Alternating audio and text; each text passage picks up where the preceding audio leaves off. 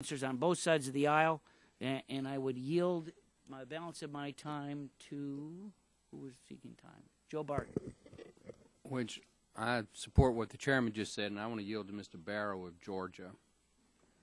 Well, I thank you, Mr. Barton. I thank the chairman for convening this hearing. I'm proud to be an original co-sponsor of this legislation. Every day we don't act on this project, the United States becomes more dependent on countries that don't like us for the transportation energy that we absolutely need. And we're missing out on the opportunity to put thousands of people to work here in America. Critics believe that this project will only make us more dependent on oil as a primary source of transportation energy industry. But you can't be more dependent on something than we already are dependent upon oil. The only issue here is whether or not we're going to become dependent on countries that are friendly to us, to allies and commercial partners, or become more dependent on folks who are rivals of ours who do not like us. In that light, I'm proud to support this legislation. It's good for this country. It's great for the economy, and I look forward to moving this legislation forward. Thank you, sir. I yield back the balance of my time. The gentleman's time has expired. At this time, I recognize the gentleman from California, Mr. Waxman, for 5 minutes. Thank you, Mr. Chairman. Today, this subcommittee is holding a hearing on legislation to make climate change worse by giving preferential treatment to TransCanada's Keystone XL tar sands pipeline.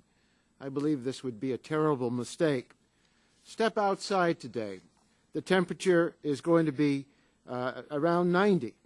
The normal high temperature for April 10th in the District of Columbia is 65, according to the National Oceanic and Atmospheric Administration. This isn't an isolated incident.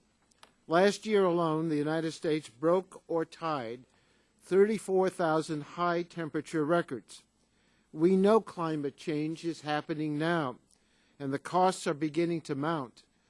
The Government Accountability Organization added climate change to its high-risk list due to the huge financial exposure it poses for the United States.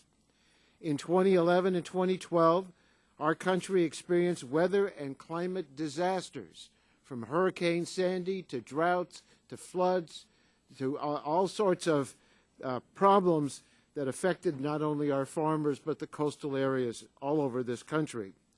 And if you add up the cost of these disasters, it came to around $188 billion. These disasters aren't over. We're going to expect far more disasters in the future. So faced with a climate change issue, this committee, you would expect, would be holding hearings and trying to work together on legislation. But that's not what we're doing. We won't even hold a hearing on the science of this issue. Look at the record of this committee. In the last Congress, the House Republicans voted to say that climate change was a hoax. They voted 53 times to block any action on climate change. They voted to defund research. They voted to block action by the EPA to control pollution, to prevent energy efficiency measures from going into effect, and to stop the administration from encouraging developing countries to do their part to address this serious international global issue. Well, this is a problem. And we asked the Republicans to hold a hearing with the experts because they have said over and over again the science is not clear. But they won't bring in the scientific experts to talk about the matter. They say we need a North American energy independence. Well, part of our energy independence is to be independent of using oil. And we could fuel our motor vehicles by electricity and hybrids and other sources. Natural gas. Instead, we want to develop more oil. Well, we're going to need oil for the foreseeable future, and I wish we didn't need as much of it. But why do we need the source of oil from the dirty tar sands of Canada? Just to get those tar sand oil ready to go through a pipeline, it goes through an enormous process that takes a lot of energy to make the oil available to go through that pipeline. And if we did not agree to import these tar sands oil, Canada is going to find a difficulty in what to do with it because they can't get it to the coast of Canada to take it to China. They want to take it through the United States in a pipeline with all sorts of problems that pipelines offer, and then bring it to the Gulf of Mexico, where it might well and probably likely will be taken on freighters to go to China to help them with their demand for oil. If there's a demand, they say, we're going to need more oil. That's right. But market economics actually tell us that the most competitive oil will be produced. Tar sands oil is expensive to extract, landlocked, highly polluting. Producers are already facing lower prices for their product because of transportation constraints. Absent the Keystone XL pipeline, getting tar sands to market will cost more, and tar sands will be less competitive with the alternatives, which now include, in the U.S., oil from the Bakken and other shale sources. So I think it's a mistake to agree to the tar sands pipeline, but this is under consideration right now by the State Department and the Obama administration. Rather than let them make a deliberative decision, and I hope they don't make a decision I would disagree with, this committee would like a special earmark to help this particular project. No other project is going to get this special treatment. In this committee, the oil people get special treatment. Those who are worried about climate change don't even get a chance to be heard from. Our job is to do something about problems that are going to affect the future of our country, our children and grandchildren. This committee is absent without leave on that issue. Gentleman's time has expired. This time I'd like to introduce the witnesses that we have with us today. First of all, I want to thank all of you for joining us on this important hearing as we explore ways for America to be more energy independent. First of all, we have with us today Mr. Alexander Purbay, who is the president of the Energy and Oil Pipeline at TransCanada. We have Mr. Keith Stetler, who is the president of Delta Industrial Valves. And I passed over Mr. Swift, but Mr. Swift is with us, Anthony Swift, who's the attorney for Natural Resources Defense Council. And then we have Mr. David Molino, who's the legislative director for the Laborers International Union of North America. And then we have Dr. Mark Jacquard, who is the professor and research director at Simon Fraser University. So thank all of you for being with us this morning. And I'm going to recognize each one of you for a period of 5 minutes for your opening statement. And there's a little box on the table that will turn red when your time's expired. So you can just be aware of that. Not that we won't let you finish, but Mr. Purbay, we'll recognize you first for 5 minutes for your opening statement. Thank you, Mr. Chairman. I would like to thank the subcommittee for the opportunity to testify once again today on behalf of TransCanada, the developer of the Keystone XL pipeline project and the operator of the Keystone pipeline system. We are very excited to be developing the $14 billion Keystone pipeline system, which will link secure and growing supplies of U.S. and Canadian crude oil with the largest refining markets in the United States, thereby significantly improving North American energy security. The first two phases of the Keystone pipeline system already are in service with the capacity to deliver almost 600,000 barrels a day of crude oil to U.S. refineries every day. To date, the existing Keystone system has safely delivered over 400 million barrels of oil, meeting a vital market need. In 2008, TransCanada filed its presidential permit application with the State Department for the proposed 830,000 barrel a day Keystone XL pipeline. The State Department conducted a comprehensive environmental review over the next 3+ years, concluding with a final EIS in August of 2011. The final EIS concluded that first, the project would have no significant impacts to most resources along the proposed project corridor. Second, the project would be safer than any other typically constructed domestic oil pipeline system. And third, construction and operation of the pipeline would not constitute a substantive contribution to U.S. or global carbon emissions. Before completing its national interest review, however, the administration announced last January that it was denying TransCanada's application because it could not complete its review by the deadline imposed in the 2011 payroll tax legislation. Last May, TransCanada refiled its presidential permit application to allow construction of the northern leg of the XL pipeline from the U.S.-Canada border to Steel City, Nebraska. The application maintained the previously studied and approved project route through Montana and South Dakota. In Nebraska, we committed to reroute the pipeline to move it out of the Sandhills region. Following completion of the public review process established by the Nebraska legislature in January of this year, Governor Heineman approved the new route, which is incorporated in our pending State Department application. In June, the State Department announced its intent to prepare a supplemental environmental impact statement for KXL. The State Department is now conducting a public comment period on the March 1st, 2013 draft SEIS, which continues through the 22nd of this month. As we understand the State Department review process, a number of further procedural steps are expected to follow upon completion of the current public comment period. It appears now that a decision on the pending presidential permit application could be many more months down the road.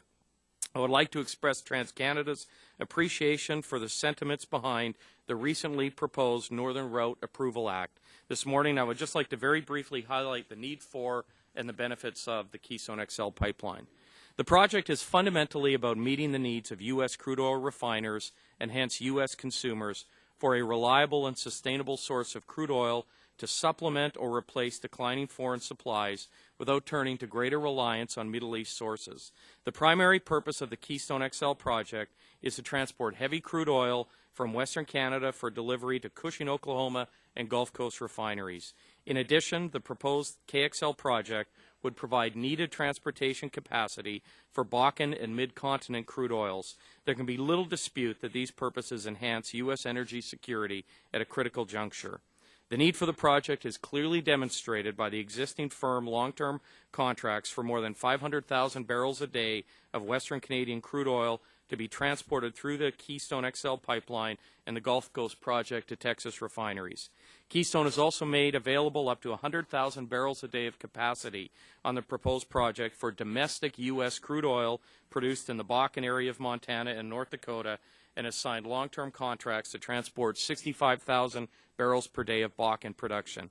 I should also point out that by transporting crude oil from growing, secure North American basins in Canada, Montana, North Dakota, Oklahoma, and West Texas to the U.S. refining market, Keystone could serve as part of the solution to higher U.S. consumer energy prices by increasing crude oil supply to the United States and improving the perception of future U.S. supply availability. Construction and operation of the Keystone XL project would provide significant economic benefits with no government subsidy or expenditures. The project is privately funded and financed and is shovel-ready, waiting only for the pending presidential permit decision.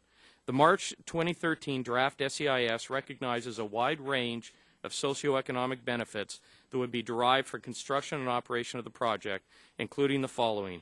Construction of the project would contribute approximately $3.4 billion to U.S. GDP.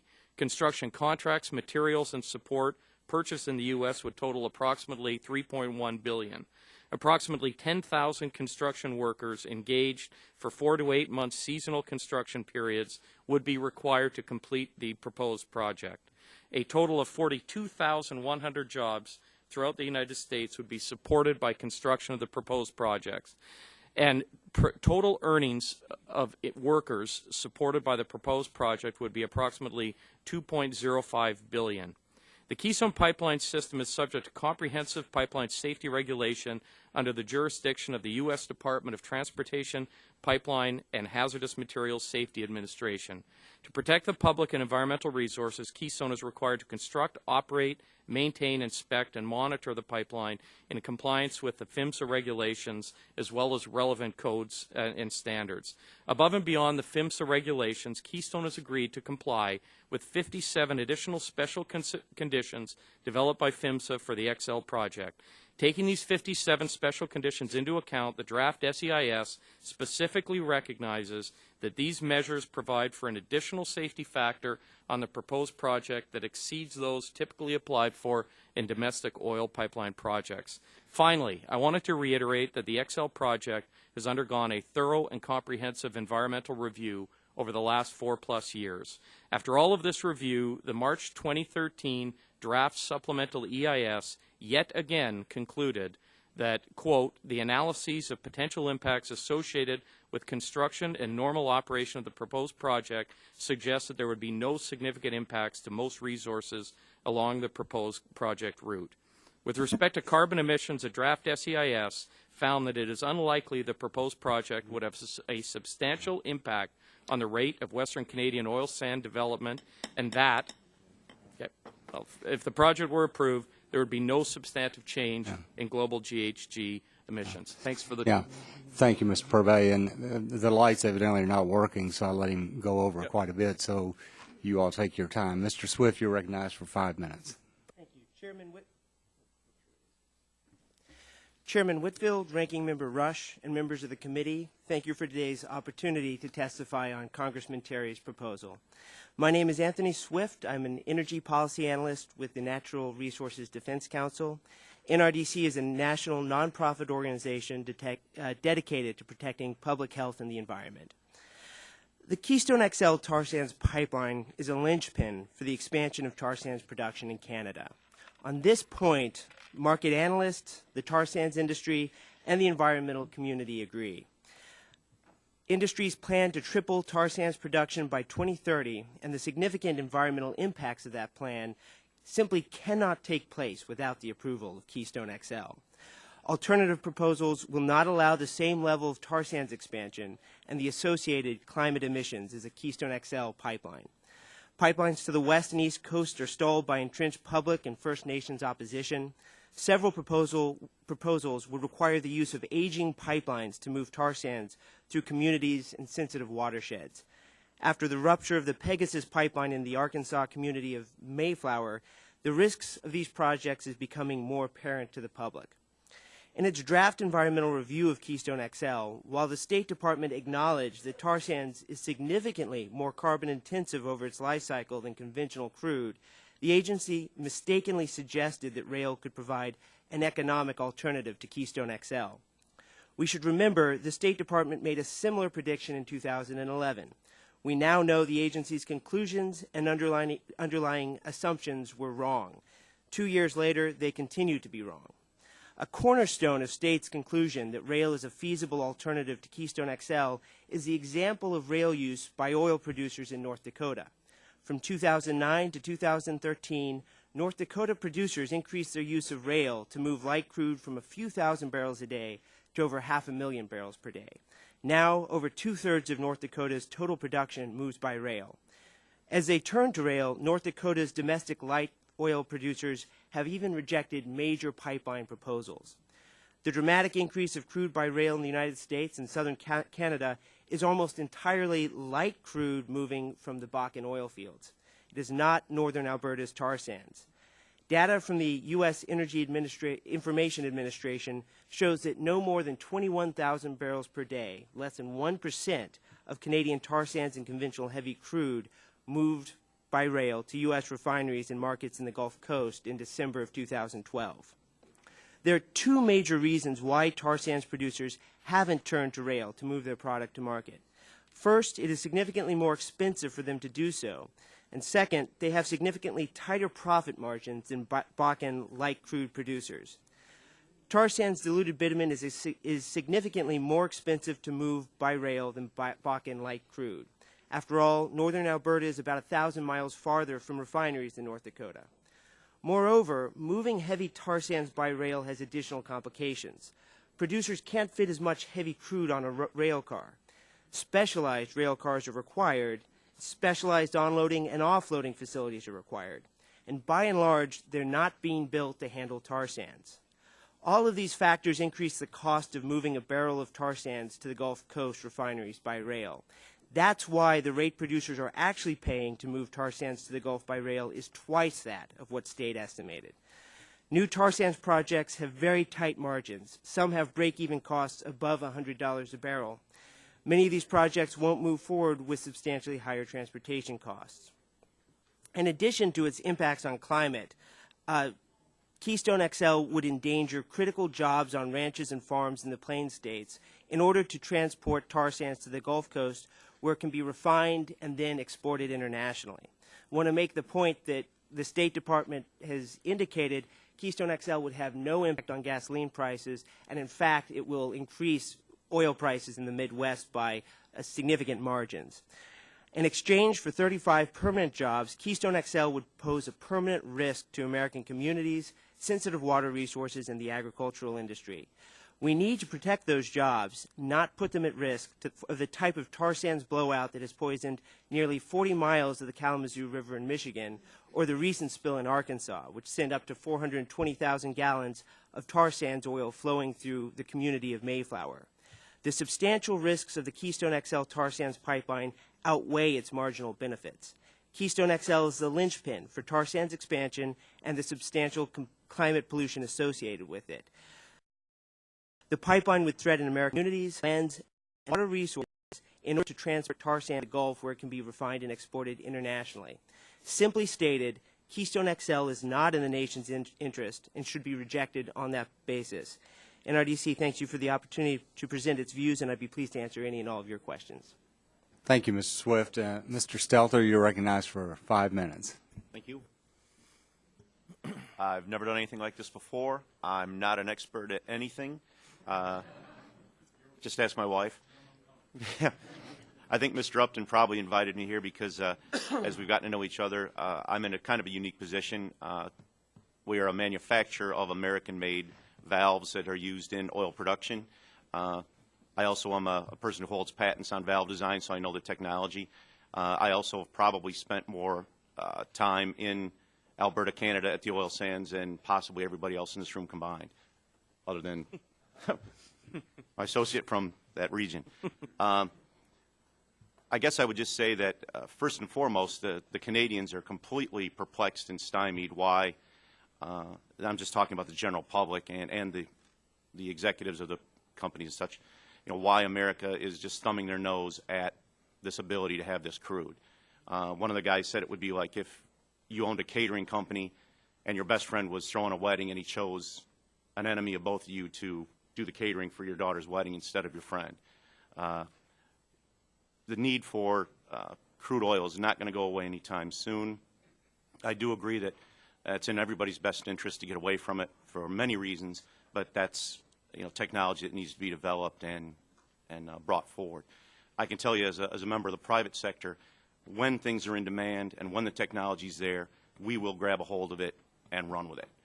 If, you know, other sources of power were available and were practical and consumers wanted them, we would be all over it. My company has benefited as a manufacturer.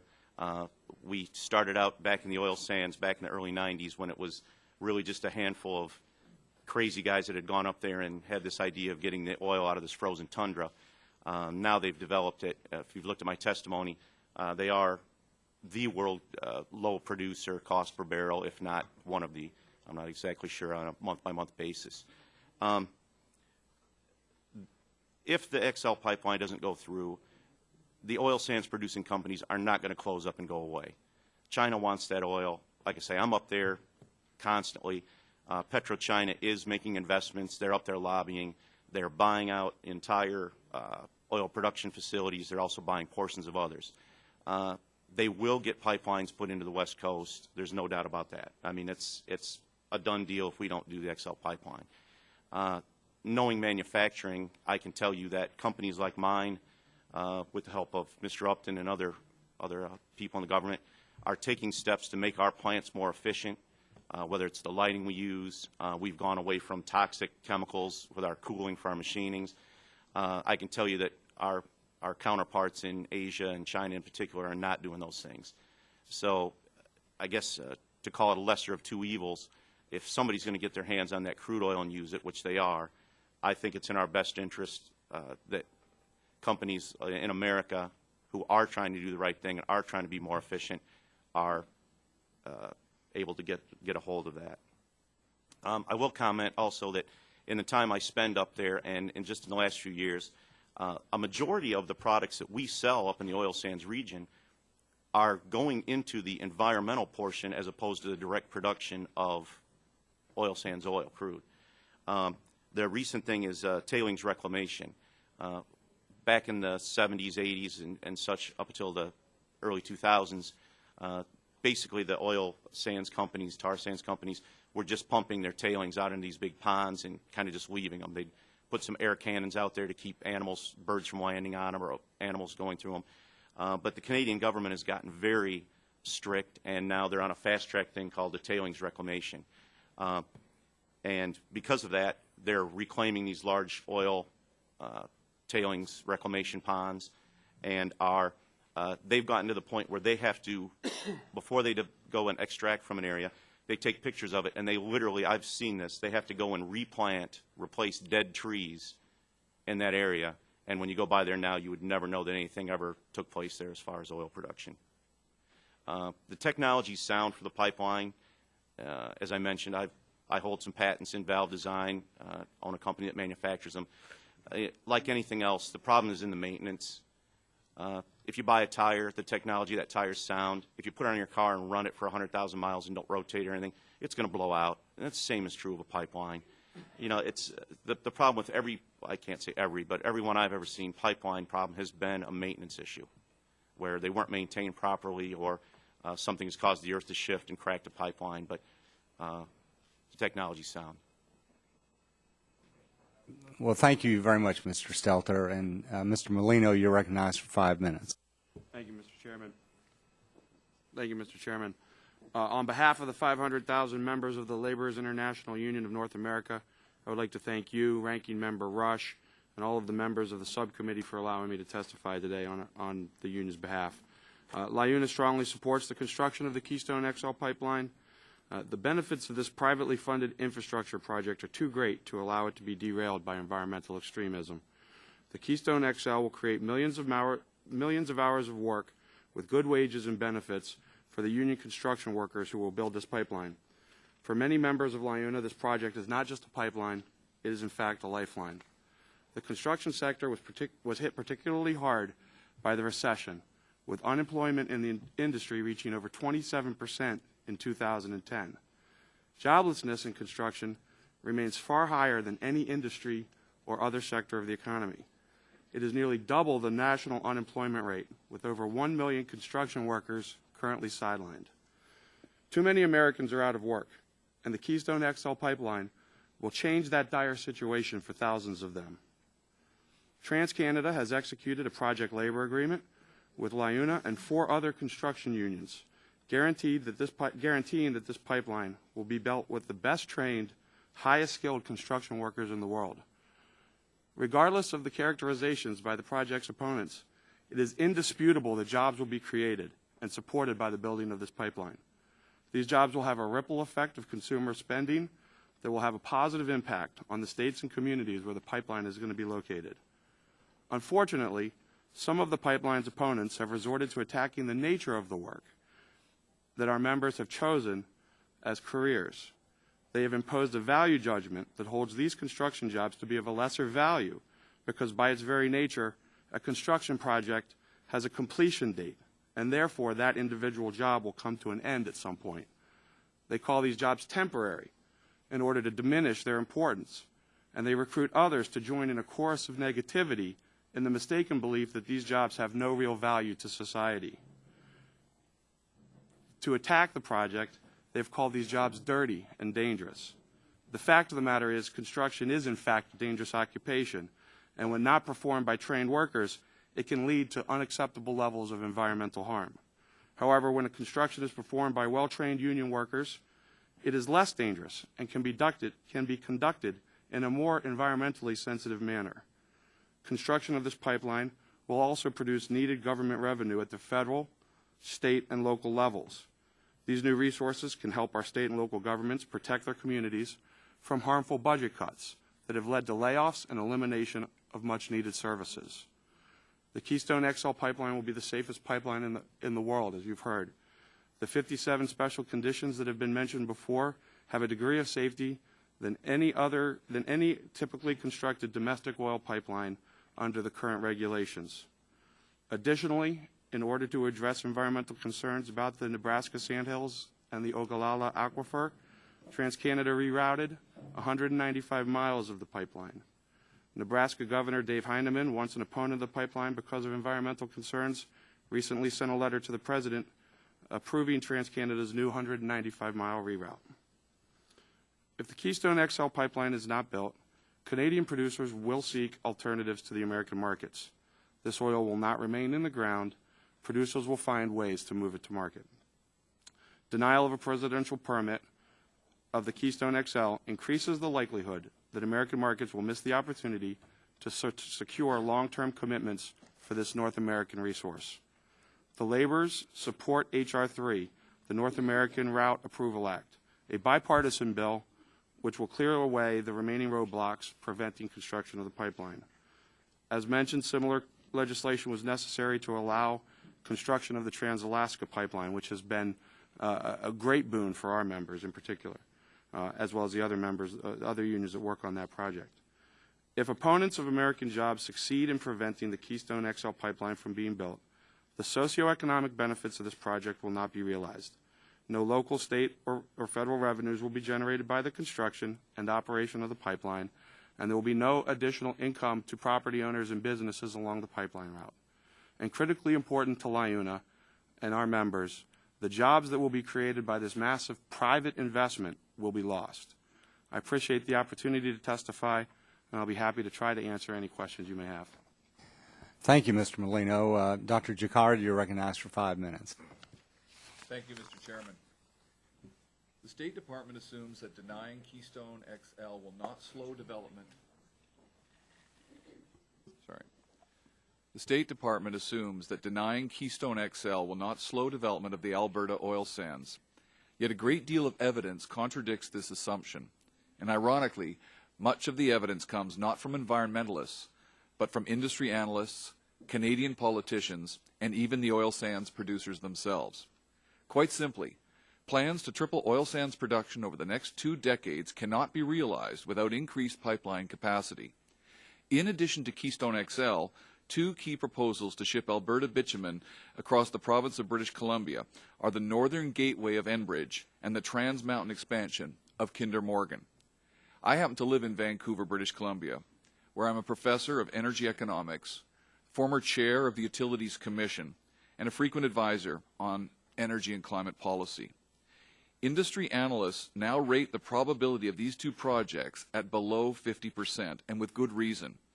Aboriginal bands along the overland routes and on the coast, where oil tanker traffic would increase dramatically, are strongly opposed. And because these native bands have never signed treaties to extinguish their land title, they have a powerful legal position in the Canadian courts. Just as important, there is strong public opposition in BC to both projects. The City of Vancouver opposes the use of its port to export oil, and the provincial opposition party vows to stop Northern Gateway if it forms the next government. It has a 20-point lead in opinion polls, and the election is next month. So if we ask if denial of Keystone XL will slow oil sands development and the carbon pollution it causes, the answer is a resounding yes. Without these 3 projects, oil sands expansion will be slowed as producers scramble to develop less effective, more costly alternatives. But this is not the most important question to ask when considering a project like Keystone XL. We must have the honesty and political courage to ask a more important question. We must ask what we must be doing today to slow the global rise of carbon pollution, and ask what role the decision about Keystone XL can play in this difficult but hugely important challenge. It's not an easy question. Oil industry executives don't want to talk about it. They prefer to discuss jobs and wealth from extracting more fossil fuels from the Earth's crust. But rising carbon pollution in our atmosphere is a classic tragedy of the commons. Since each source of carbon pollution is only some percentage of the whole, each polluter argues that it may as well continue, even expand. China says it should burn coal as long as North America still burns fossil fuels. Canada says it should develop oil sands as long as China still burns coal. Next, with this logic, Venezuela will argue it should develop all of its enormous deposits of heavy oil.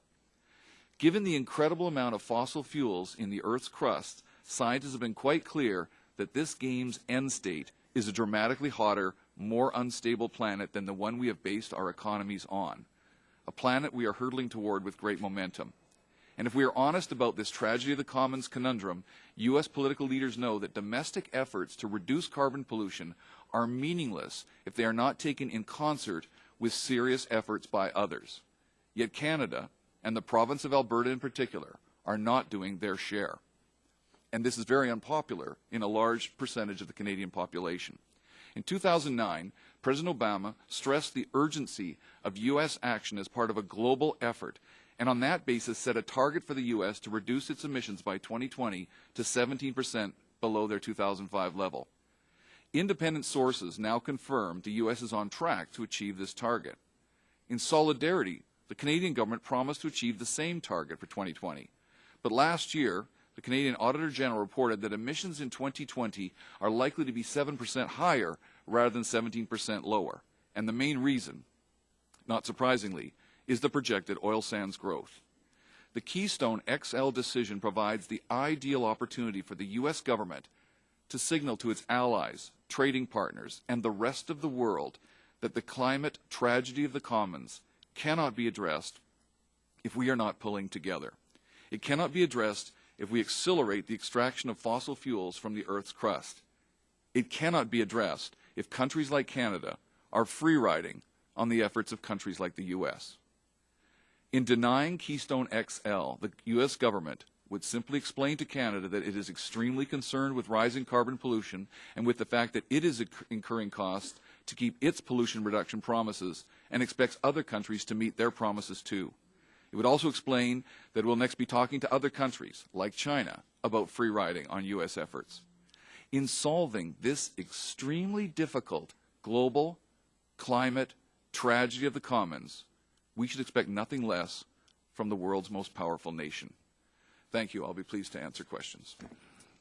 Thank you, Dr. Jaccard, and thank all of you for your testimony. At this time, members of the panel will be asking questions, and I'll recognize myself for 5 minutes.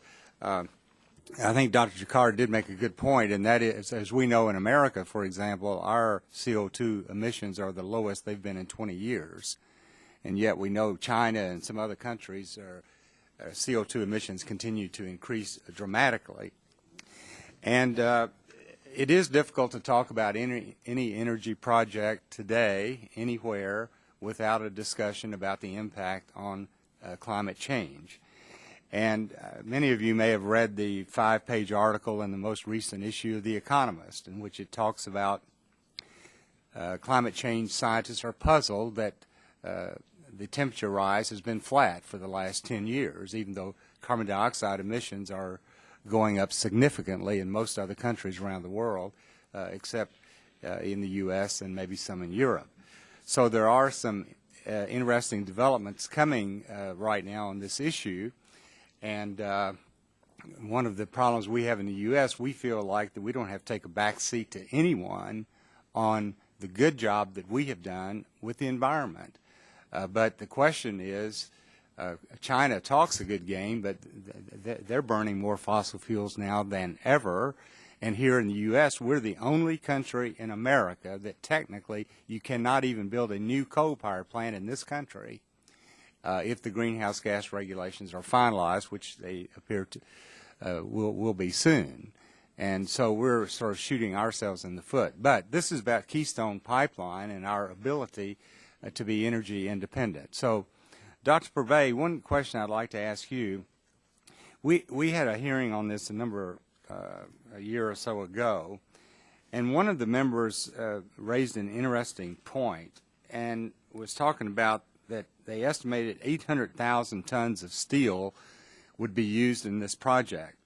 And this member had indicated that he was upset because he understood that TransCanada was not going to be buying U.S. steel, not buying steel produced in the U.S. He specifically pointed out that it would be coming from an Indian multinational company called Welspun Corporation, and also a Russian company. And this member said that he would feel a little bit better if just one small amount of the steel for this project would be coming from America. Would you address that issue? Would there be steel coming from America if this project's approved? Sure, I'd be happy to, Chairman. We started procuring, in order to be in a position to build this pipeline, we had to start the procurement of pipe for the pipeline years ago. And we have procured approximately 75% of the pipe for this project from North American suppliers, mixed between a Canadian supplier in Saskatchewan and a supplier in Arkansas. And from that, and we would have procured more, but at the time, those were the two companies that had the ability to produce steel with the very sophisticated specifications we require. Since that time, we have announced a number of expansions to the Keystone XL project, and 100% of the pipe for those projects, 40,000 tons, has been sourced directly from American suppliers. Okay. And you all have already purchased the steel? Yes. And could you share with us the amount of money that costs, roughly? It would be in the ballpark of somewhere between probably $1.5 and $2 billion. $2 billion. Yeah. And one thing about Keystone, there's not any government money involved in the Keystone project, is it? No, not at all. It's all private dollars? Yes. Okay. Now, Mr. Molino, you had mentioned in your testimony that the labor unions had signed a project labor agreement with TransCanada. Is that actually that's the case, right? It is. And also, can we get a couple more heat lamps on me? If my mom's watching, and if I'm not truly crimson, she'll be disappointed if I can't even out the red in my face. TransCanada has been a great partner in this, and the project labor agreement was executed probably close to 2 years ago, and it will guarantee that the construction on the U.S. Portion of this pipeline will be built 100% union. And there's 5 unions totally involved. And how many jobs would you anticipate that would bring initially? This has been an issue, and I don't want to take up too much of the time. In the construction sector, we talk about hours, because depending upon how many people you have on a job, you can get it done much more quickly. Right. It will be millions of hours for the laborers. Okay. Right now, we've done about $500,000 on the Southern Gateway project just in the last 6 months of last year. There's probably an equal number down there on that project. Okay. The Keystone XL is a multiple of that. Okay, thanks. Mr. Rush, you're recognized for 5 minutes. Thank you, Mr. Chairman. Dr. Jacquard, I'm in kind of a difficult position. Maybe you can help me out.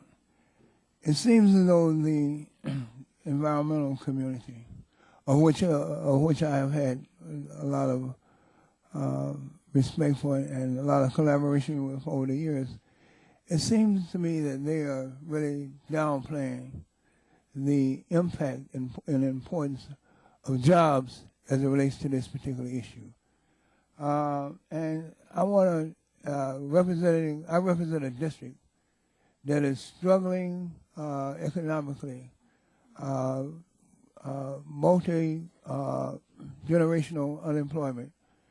And it seems as though there is no concern or any contemplation of the problems that my constituency and other constituencies across the country have in terms of their economic plight. Where do the environmentalists place as a priority on this particular project the creation of jobs? Thank you. I don't represent environmental community, but I'm an economist who studies how economies respond to different kinds of policies. 10 years ago, I wrote a book called Sustainable Fossil Fuels. I wrote that book because I have nothing against any fossil fuel. I actually believe that fossil fuels are a very valuable resource for humanity. I just refuse to close my eyes to the impacts of carbon pollution if we burn those fossil fuels and don't capture the carbon. Thank you very much. And so therefore, when I look at the jobs, there are a lot of jobs created in capturing carbon and burying it, in making alternatives to fossil fuels. Thank you.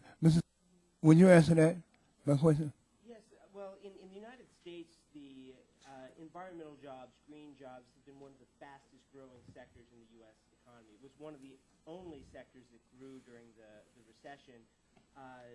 If you look at $1 of investment in clean energy generates about 3 to 4 times as many jobs as a dollar invested in the fossil fuel industry.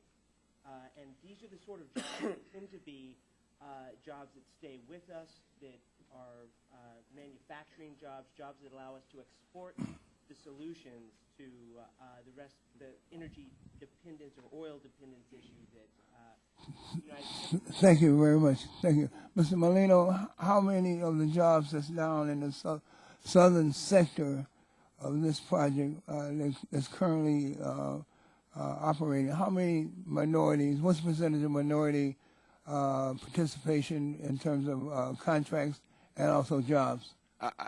We've answered this question for you in the past, Congressman. We responded for the record last time. We don't track those numbers, but our union reflects the communities in which it's where we're located. So in areas where there's high diversity, our unions are very diverse. Our union is very diverse. In areas of low diversity, we're not as diverse. We reflect the communities where our locals are located, but we don't track that number. All right. Mr. Perry, do you track those numbers? We do try to track those numbers, and my experience is that on the southern leg of the Gulf Coast, it does depend by community. But I had asked for this information a day or so ago, and I saw ranges depending on what community. It was anywhere between 12% minority participation in the workforce and 55% minority participation in the workforce. So we do have significant minority participation in the southern leg. All right. Mr. Chairman, I yield back. Thank you, Mr. Rush. At this time, I recognize the gentleman from Texas, Mr. Barton, for 5 minutes. Thank you, Mr. Chairman. I don't think it's a secret that I'm a proponent and supporter of the Keystone Pipeline, so it's somewhat redundant for me to ask too many questions. So I would point out, though, that people like me that support hydrocarbon development don't deny that the climate is changing. I think you could have an honest difference of opinion on what's causing that change without automatically being either all in that it's all because of mankind or it's all just natural. I think there is a divergence of evidence. I would point out that if you're a believer in the Bible, one would have to say the Great Flood is an example of climate change. And that certainly wasn't because mankind had overdeveloped hydrocarbon energy. So in any event, I would ask the gentleman from the Canadian government if you agree with the professor at the other end of the table that if we don't do Keystone that these projects won't be developed that get the oil to the west coast of Canada and on to Japan and China. Do you agree that it's Keystone or nothing, or do you think that it will happen, the energy will be developed and sent somewhere? I think I would disagree with that characterization and the similar characterization made by Mr. Swift. In fact, I mean, I think what we're seeing, the reason that there's been so much more rail transport out of the Bakken is that there were very few existing pipelines, and so rail was the only option until very recently in Alberta. The existing pipelines had the capacity to take away that oil. As those pipelines are reaching capacity, I am speaking with the senior people in these oil companies on an almost daily basis, and all of them are executing on strategies to build more rail terminals and to move more oil by rail. The typical number that we see quoted is $15 a barrel to get that oil from the oil sands to the U.S. Gulf Coast. I would also add that comes with a 3 times higher emission of greenhouse gas to move a barrel of oil by rail than by pipeline, and a much significantly higher risk of a spill by doing it that way. So in fact, if the oil is going to be produced and is going to be moved by rail, which I think the evidence is clearly in favor of that, by denying the Keystone XL permit, you are almost certainly going to increase global GHG as these rail sources proliferate, and that is exactly what we're seeing right now. And if you talk to the major Canadian rail companies, they see it as their largest area of growth is moving oil out of the oil sands to U.S. markets. Of what we call the Keystone Pipeline, which is not a legal term, it's just a general term, how much of that is either in existence or already permitted and in the process of being built? So we have already, we call it Base Keystone. That has been in service since 2010.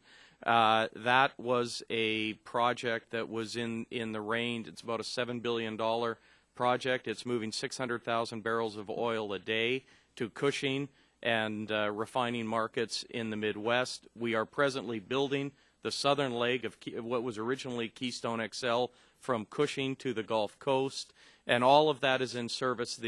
Or soon to be in service. The only thing we're here. How many miles is that?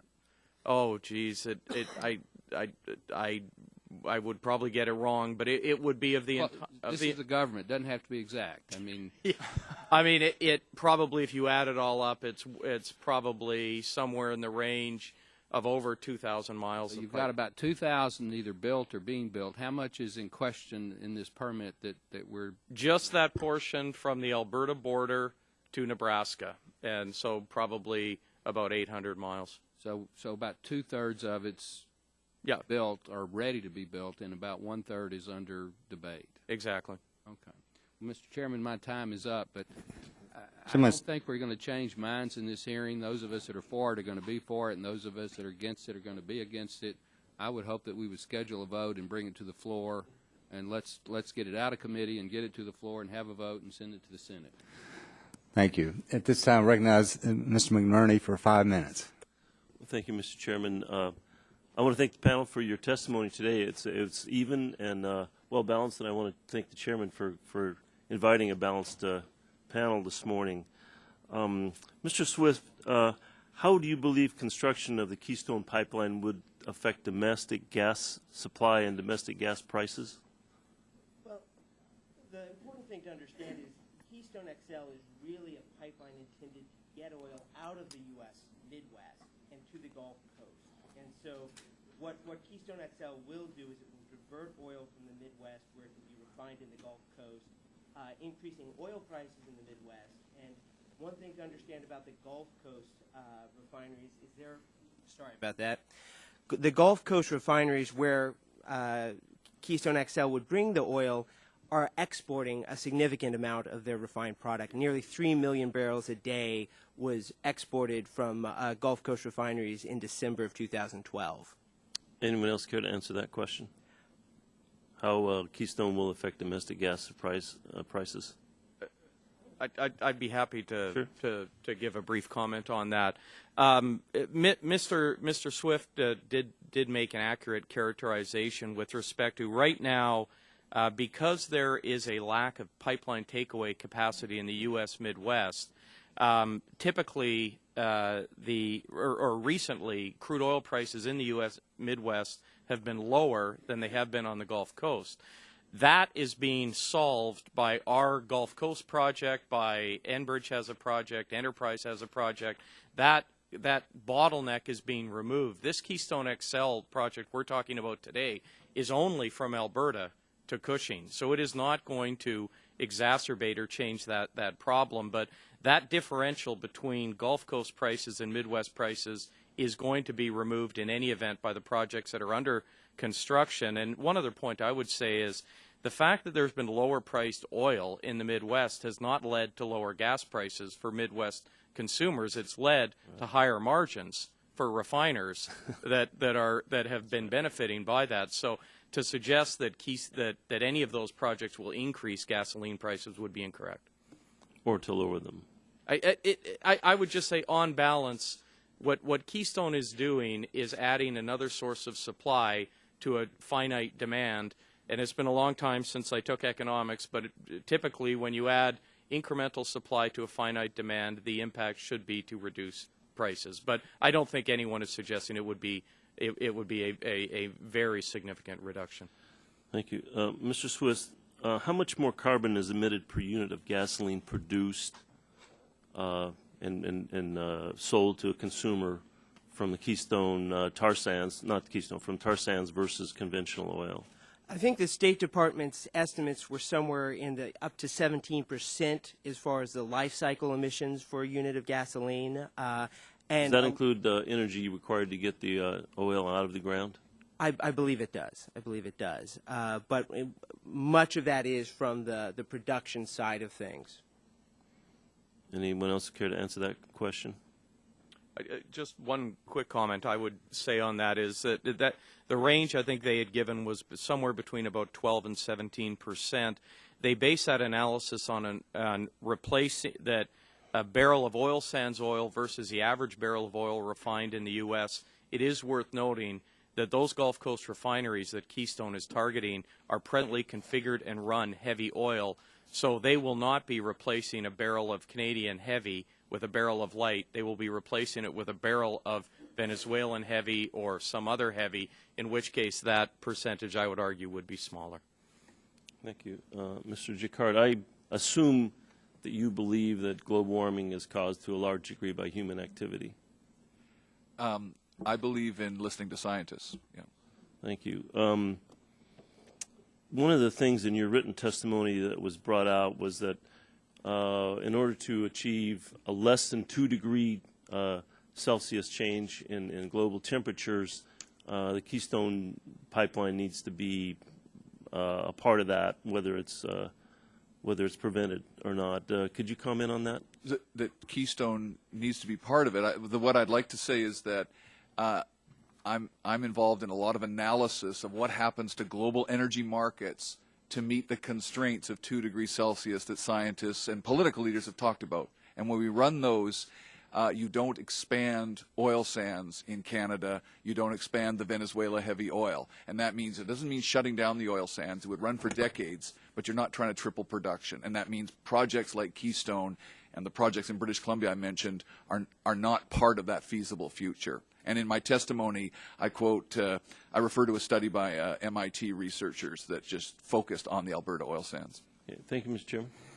This time I recognize the gentleman from Texas, Mr. Hall, for 5 minutes.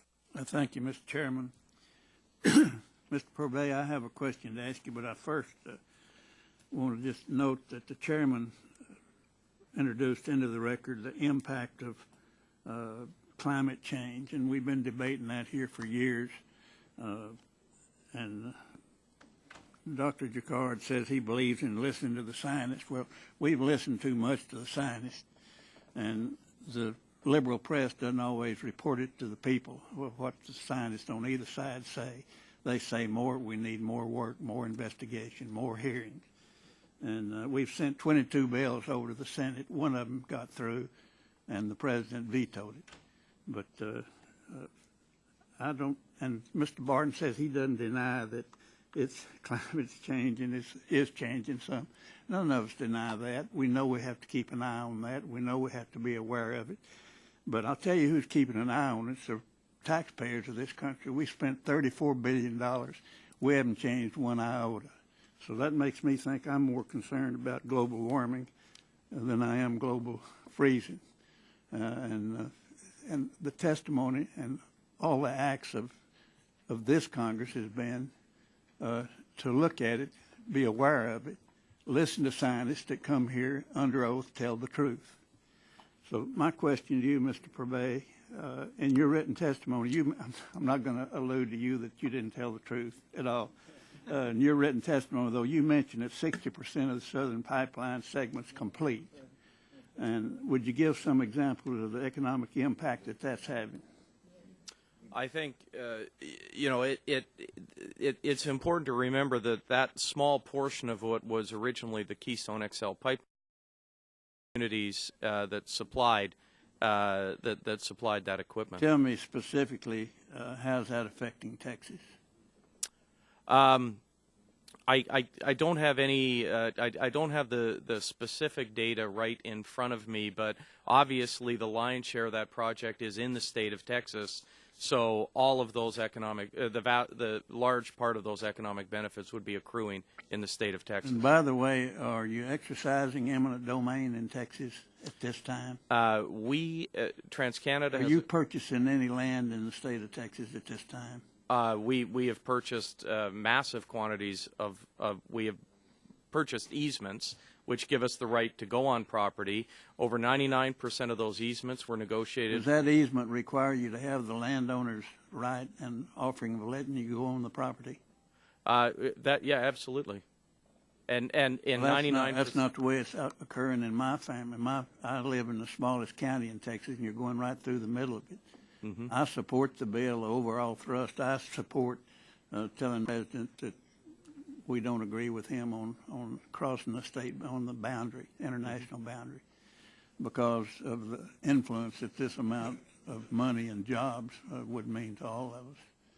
But when they talk about ANWR and little ANWR, it's just 19 million acres, and we want to drill on 2,000 acres. If that runs that 19 million acres, it's like saying a drop of silver dollar in Yankee Stadium and it ruins the whole outfield. That's outrageous. What it's done is cost the American taxpayers $34 billion, and we haven't changed one iota of global warming. Do you agree with that? Well, if we have changed it, tell me where you've changed. No, I think it is a fact that the efforts to date have had relatively little impact on the global temperature. I've seen a number of studies done on Keystone that if Keystone were denied and were not built, it would have, if the oil sands were not developed, it would have an impact of less than somewhere in the range of 0.05%. And I'll yield back my time in a minute, but I just have to say that the only thing, the change that I've noted is the change in Al Gore's deposits at the bank and a bunch of scientists that come here and testify for money. I yield back. Thank you, Mr. Hall. At this time, we recognize the full committee ranking chair or ranking member, Mr. Waxman. Thank you, Mr. Chairman. Dr. Jackert, I appreciate your thoughtful testimony today. Some supporters of the Keystone XL pipeline acknowledge that using oil from the tar sands produces much more carbon pollution than conventional oil. And they recognize this extra carbon pollution will make climate change worse. Some. Not in this committee, but some. But they argue that building the Keystone XL pipeline to move this tar sands oil won't make climate change worse. Their argument is that the oil companies will carry out their plans to triple production of the tar sands whether or not Keystone XL is built. But oil companies can only do that if they have real alternatives to Keystone XL. They can't expand the tar sands if they can't get oil to the market. And right now, that's a big problem for the oil industry. So this is a key question. Is Keystone XL necessary to tar sands expansion plans? If yes, then building the pipeline will produce more carbon pollution and make climate change worse. Is there any way the tar sands producers can realize their plans to triple production levels without building new pipelines or figuring out other ways to get the tar sands oil to market? I don't believe so, not when we're talking tripling. Yes, of course you can move some by rail and so on, but that will have its own challenges about allowing massive amounts of rail transport of oil, even as Mr. Pourbet talked about what those risks and impacts are. So if you stop building pipelines, and it won't just be Keystone, but it's in my own jurisdiction, that's how you slow down climate change. Mm-hmm. The State Department draft environmental analysis acknowledges that Keystone XL pipeline could affect the climate. It finds that if currently proposed pipeline projects were blocked, tar sands production would be lower. But the analysis also finds that this effect would be small. That's because the State Department assumes that if Keystone XL and other proposed pipelines are not built, producers will move all of the tar sands oil on trains instead. So let's look at whether these assumptions are realistic. The first key question is, will Canada build other pipelines to the west coast of Canada A few years ago, the State Department assumed that if we didn't approve the Keystone XL pipeline, the oil would simply go west to China. Dr. Jackert, how good does that assumption look now? One can't be certain, but as I stated in my testimony, the odds are against it right now. Why? The reasons that I mentioned is that there is a lot of opposition in British Columbia. When one says that Canadians support developing the oil sands, yes, in Alberta they support that, and yes, there's some support elsewhere in the country, but there are many regions of the country where they don't support that. And British Columbia is where that's much more difficult to find that support. And opposition to pipelines crossing British Columbia is very strong and being manifested politically. The State Department basically agreed with that. Instead, the State Department assumed that tar sand producers would use railroads to get the tar sands to the Gulf, but my understanding is that this analysis is also flawed. Mr. Swift, is moving all of this tar sands oil by railroads really a viable option, and if not, why not? It isn't, and the reason why not, I mean, one way to evaluate this, the Bakken production and tar sands, they've been under the same market pressure to move by rail. Tar sands producers haven't been able to manage it, and it's because there are a lot of unique challenges to moving tar sands by rail that light oil doesn't have, and northern Alberta is a lot farther away. So simply stated, it's far more expensive, and tar sands producers don't have the margins to afford it. The rail option is economic for Bakken oil, but not for tar sands. Tar sands crude requires specialized rail cars and loading and offloading equipment, must travel further and is heavier, meaning less can be moved per car. Current rail costs for tar sands are $31 a barrel versus $8 to $9.50 a barrel for pipeline. And new tar sands projects have high break-even costs, so substantially higher transportation costs are going to make them much less attractive. Is that? That's correct. Now, approving the Keystone XL tar sands pipeline is key to getting tar sands oil to market. Without Keystone XL, producers won't be able to triple the production of tar sands oil. So approving Keystone XL would give the green light to a huge amount of additional carbon pollution. We can't vastly expand use of the dirtiest oil and avoid catastrophic climate change. The only responsible action is to say no to Keystone XL tar sands pipeline. I hope the Obama administration and others, Secretary Kerry at the State Department, understand this and don't use this, well, it's going to happen anyway, rationale, because it's just not accurate, according to you, Mr. Smith and Dr. Jackert. Is that a fair statement? Yes. Yes. Thank you, Mr. Chairman. Yield back. Thank you, Mr. Waxman. I recognize the Vice Chairman of the subcommittee, Mr. Scalise. Thank you. I want to thank Mr. Terry as well for your leadership on the Keystone Pipeline and trying to get this approved. You know, when you look at the jobs number that just came out last week, again, another weak jobs report, more people unemployed, millions of Americans who have given up looking for work because the economy is so weak. And yet, literally, with the stroke of a pen, President Obama can create more than 20,000 new jobs in America by approving the Keystone Pipeline. And it's just that simple, just with his signature.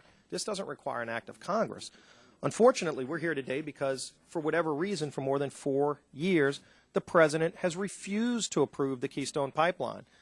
And you're talking about a program that not only would create 20,000 direct American jobs, studies show that over 100,000 new jobs would be created in America. Billions of dollars of private investment would be spent in America. And then when you talk about America's energy security, there would be about 1 million barrels a day of oil coming from a friend in Canada that we don't have to buy from Middle Eastern countries who don't like us. It's not like America's demand for oil has dropped just because the president said no to the Keystone Pipeline. We still use the same number of barrels of oil a day than if he would have approved it yesterday. Problem is the gas prices are going up every day. People are paying more at the pump, in part because of volatility in the Middle East.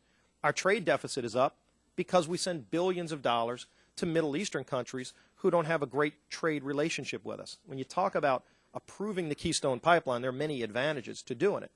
Of course, the first is the great impact to jobs and the reduction of threats to our energy security. But if you look at the trading relationship we have with Canada. Canada's a great friend.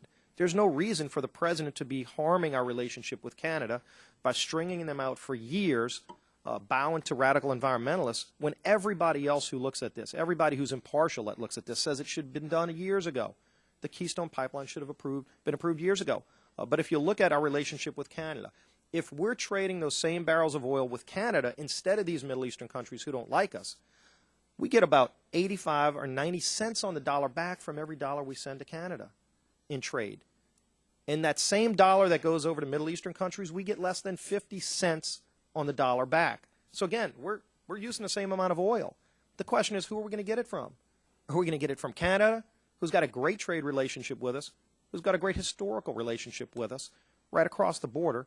Or are we going to continue to send billions of dollars to Middle Eastern countries who don't like us, who use that money against us? That's the question before us. And so it boggles most people's minds when they look at this from a common sense perspective and say, why does the president continue to say no to Keystone? So that's why we're here today. Without action from Congress, it can be done. But for whatever reason, if the president doesn't want to do it, when the Congress has addressed this issue before, it's been large bipartisan votes and support. This is not a partisan issue.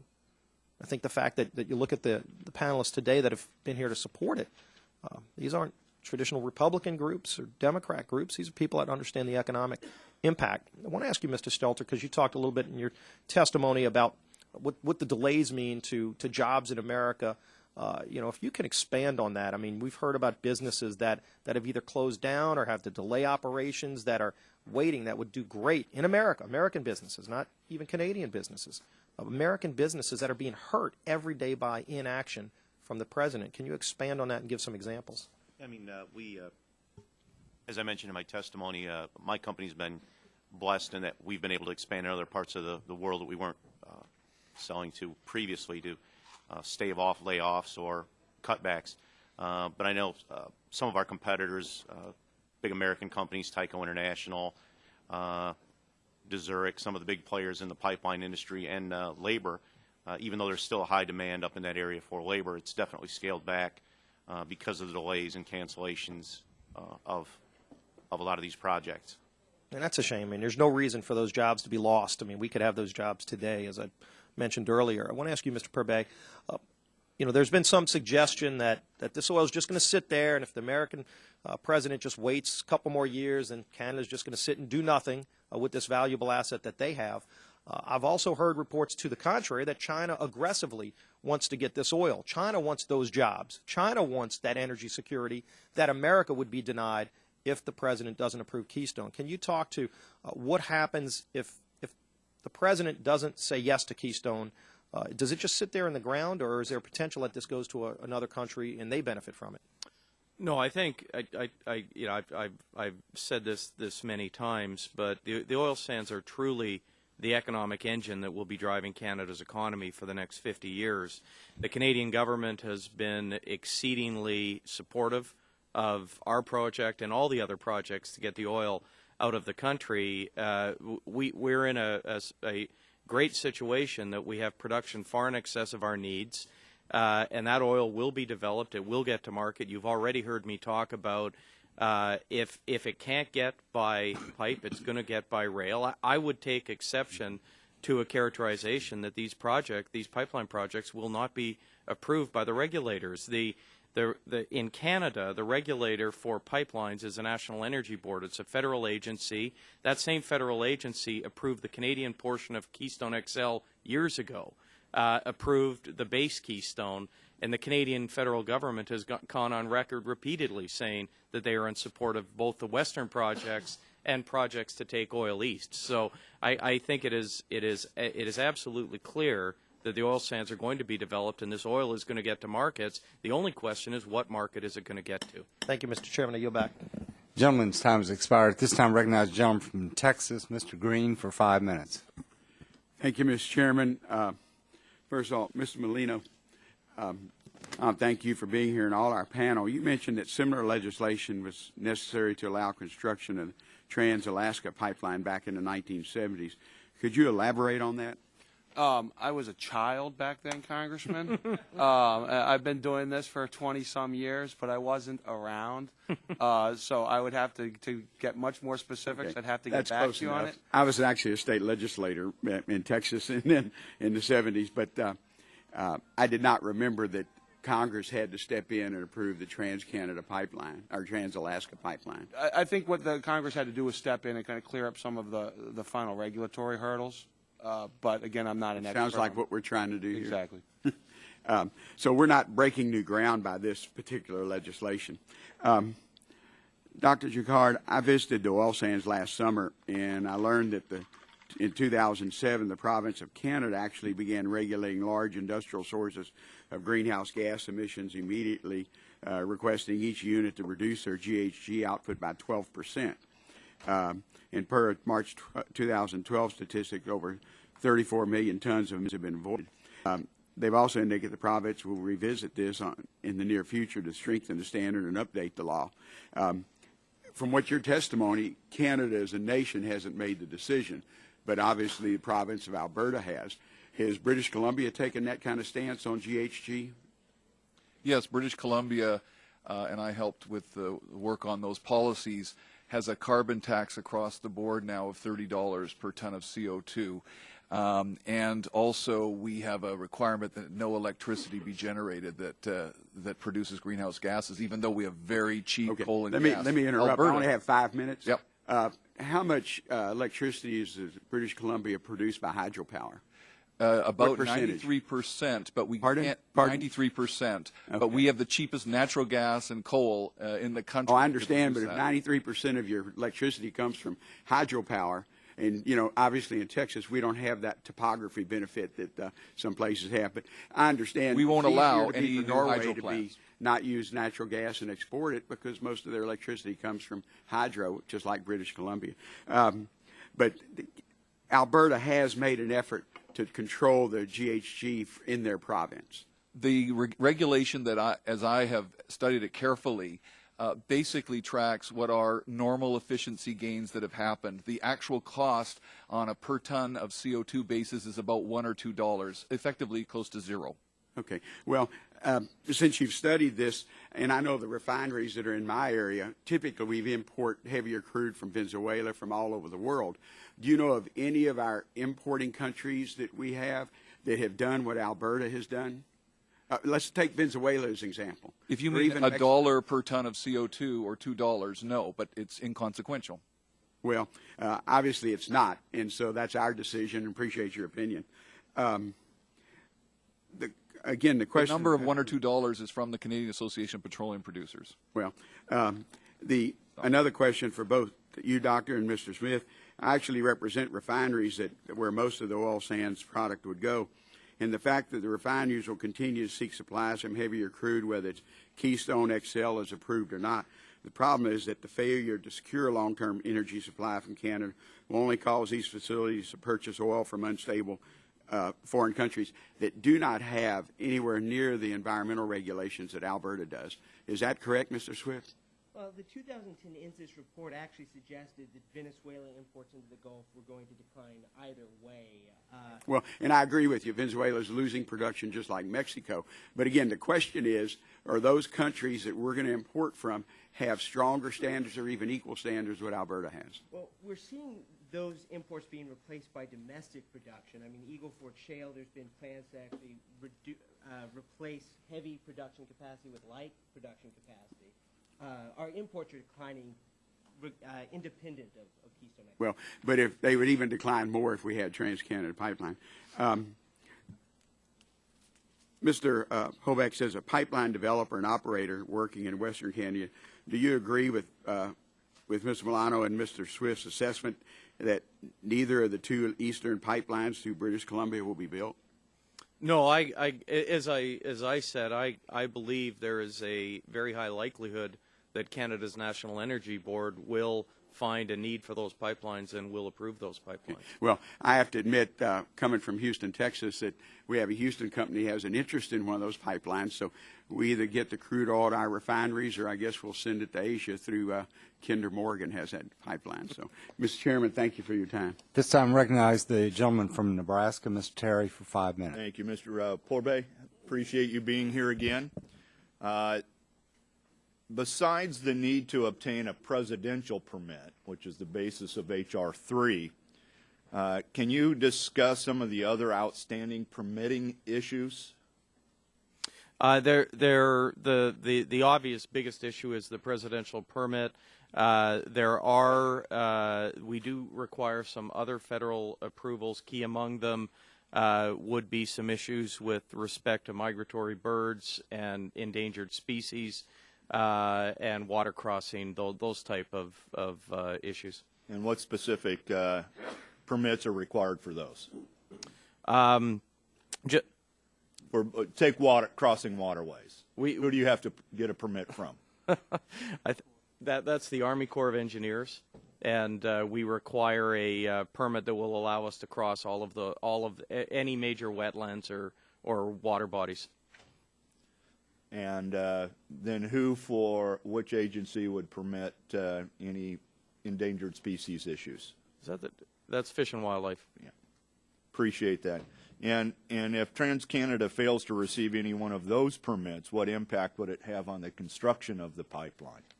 Well, we are not able to proceed with the construction of the pipeline until we are in receipt of all those required federal permits. So it would continue to remain on hold until we received those permits. So, and in that regard, what litigation has TransCanada already faced in federal courts over the construction of this pipeline? I don't have the exact number of lawsuits, but the opponents of this project have long came to the conclusion that ultimately delay means denial. So generally their strategy has been at every possible stage in the process to put legal claims up against the project. To this point, we have won every one that has been brought against us, but there have been many legal suits filed. And you anticipate any more? I fully anticipate there will be many more. What's your basis of your feeling that there'd be many more? Just the fact that our opponents, they truly are focused on a strategy of delay with the view that eventually either the project proponents or the shippers will give up. Yeah, the opponents have not been shy about saying that they have petitions sitting on their desk ready to file. Yes, absolutely. Now, could these lawsuits and others have yet to be filed if the presidential permit is approved, seriously delay or impact this pipeline? This is nothing new. Our opponents have brought these same suits in all major pipeline and energy infrastructure projects, and in all cases that we've been involved in, the proponent has been able to we have been able to succeed in all of those legal cases, and we would expect we'll succeed in these. So we will, once we receive the presidential permit, we will commence construction and fight the lawsuits. All right. Since I represent Omaha, Nebraska, that has a history with rail, in fact, we grew into a corporate town because of the railroad. Mm-hmm. They have told me that even with the Keystone Pipeline, and they as Union Pacific and BNSF have said that even with the pipeline, they still expect to be hauling from both the Bakken and Alberta oil sands. Can you tell us your understanding of how, even with a pipeline, the rails and trucks would still be involved?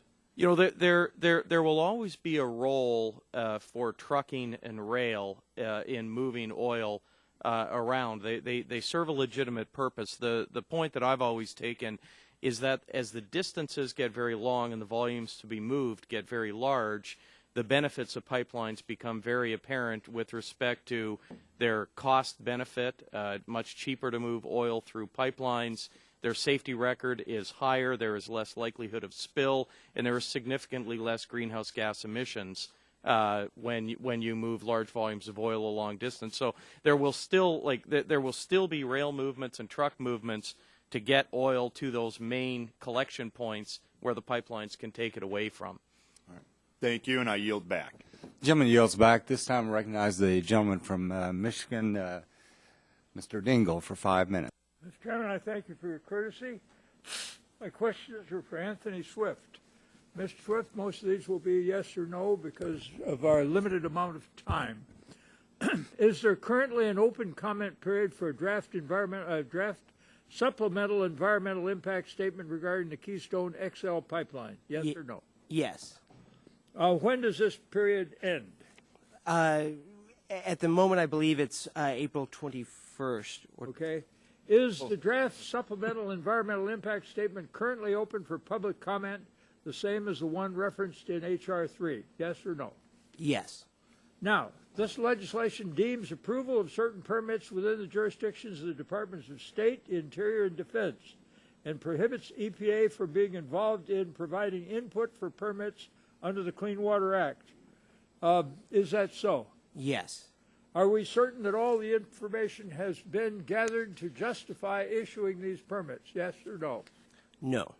All right, Mr. Chairman, never have the American people been comforted by the words, "I'm from the government and I'm here to help." President Bush established a process to issue these types of permits, and I believe that allowing the public to know how this project will affect their communities is simple common sense. I would point out that they were going to go through Nebraska over a very, very, very sensitive aquifer, and they found out that it posed enormous risk. That information was not available to the public. And as a House author of NEPA, on which I labored long and hard, I can tell you that it was created to create transparency so that the people would know the impact of a project and what it would be on their communities. However, this bill will circumvent that transparency, even as a public comment period is in progress, and is only going to create more delays. Instead of allowing the process to properly play out, Congress is choosing to rush the administration without allowing the established process to run its course. This has already caused us trouble on one occasion, and now by rushing the administration into making a decision at the beginning of last year, they were forced to start this process back again at square one, further delaying a final decision. I've repeatedly said that I support the building of this pipeline. I believe it's in the national interest.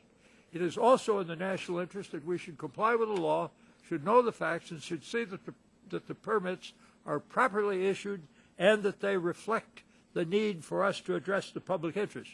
That's why we passed the Clean Water Act, why we passed Endangered Species, and why we passed the National Environmental Policy Act.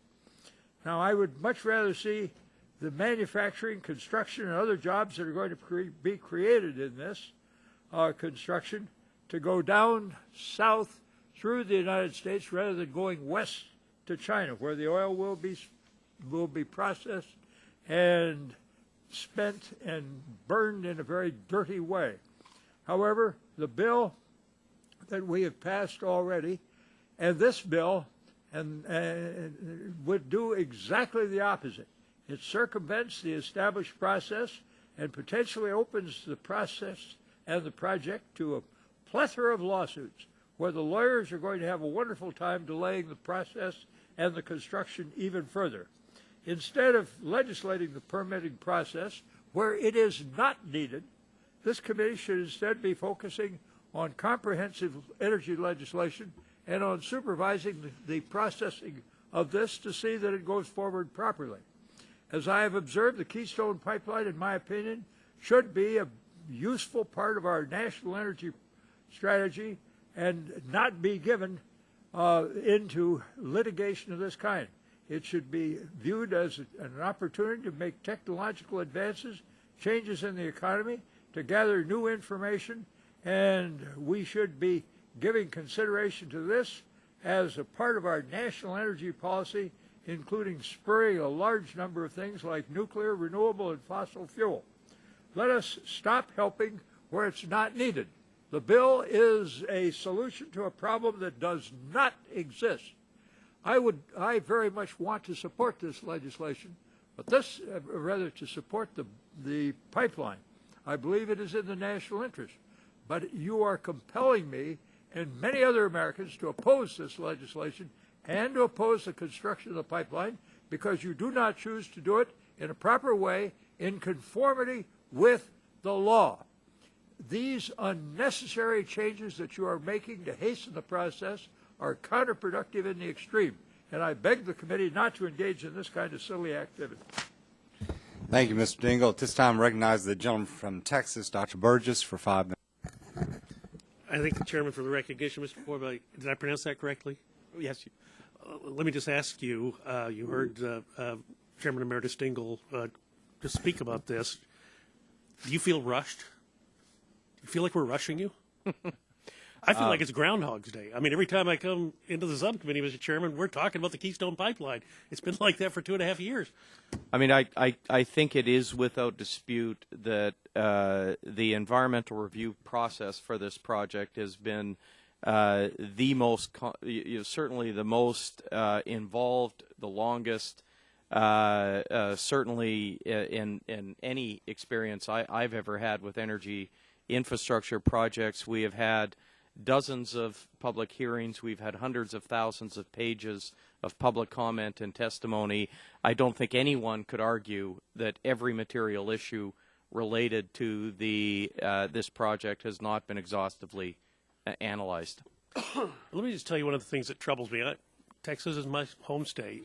March 22nd of last year, President Obama went to Cushing, Oklahoma, and said he wanted the pipeline built from here to the Gulf of Mexico, meaning Oklahoma to the Gulf of Mexico, so that your company has been doing that work. It's not been without some anxiety at home, and I will admit that. There are people who've had their lands disrupted by the placement of the pipeline.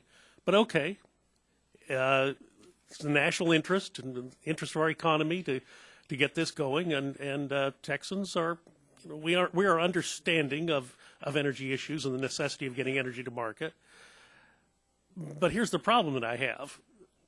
Why is it okay to build the pipeline from Oklahoma to the Gulf of Mexico, disrupt the lives of hardworking Texans, when the administration apparently never had any intention of completing the other part of the pipeline that would actually make it economically relevant and economically beneficial to the nation? I mean, we've asked Texans to give of their land for the pipeline, and yet the administration still seems immobile in its ability to make a decision for the betterment of the country. Am I missing something here? No, and I think at the time the president denied the permit in early last year, TransCanada took the initiative. We saw the opportunity to sever the southern portion from the larger Keystone XL application because there was an independent need in the industry to reconnect Cushing to the U.S. Gulf Coast. So we took that opportunity. That was not a decision, something that the federal government encouraged. It was an opportunity we saw to take that portion of the project that had independent utility and remove it from this presidential permit application process. One comment I would just say on your comment about the land.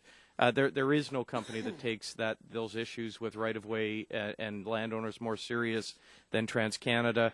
In Texas alone, more than 99% of our landowners, we reached voluntary negotiated easements and did not have to go to any eminent domain procedure. We're down to literally a handful of landowners. And I appreciate that. And I appreciate the fact that this was a privately instigated and funded venture, but still, the president went to Cushing, Oklahoma, and with 200 invited guests, did a photo op in March of last year. It was an election year, you may recall.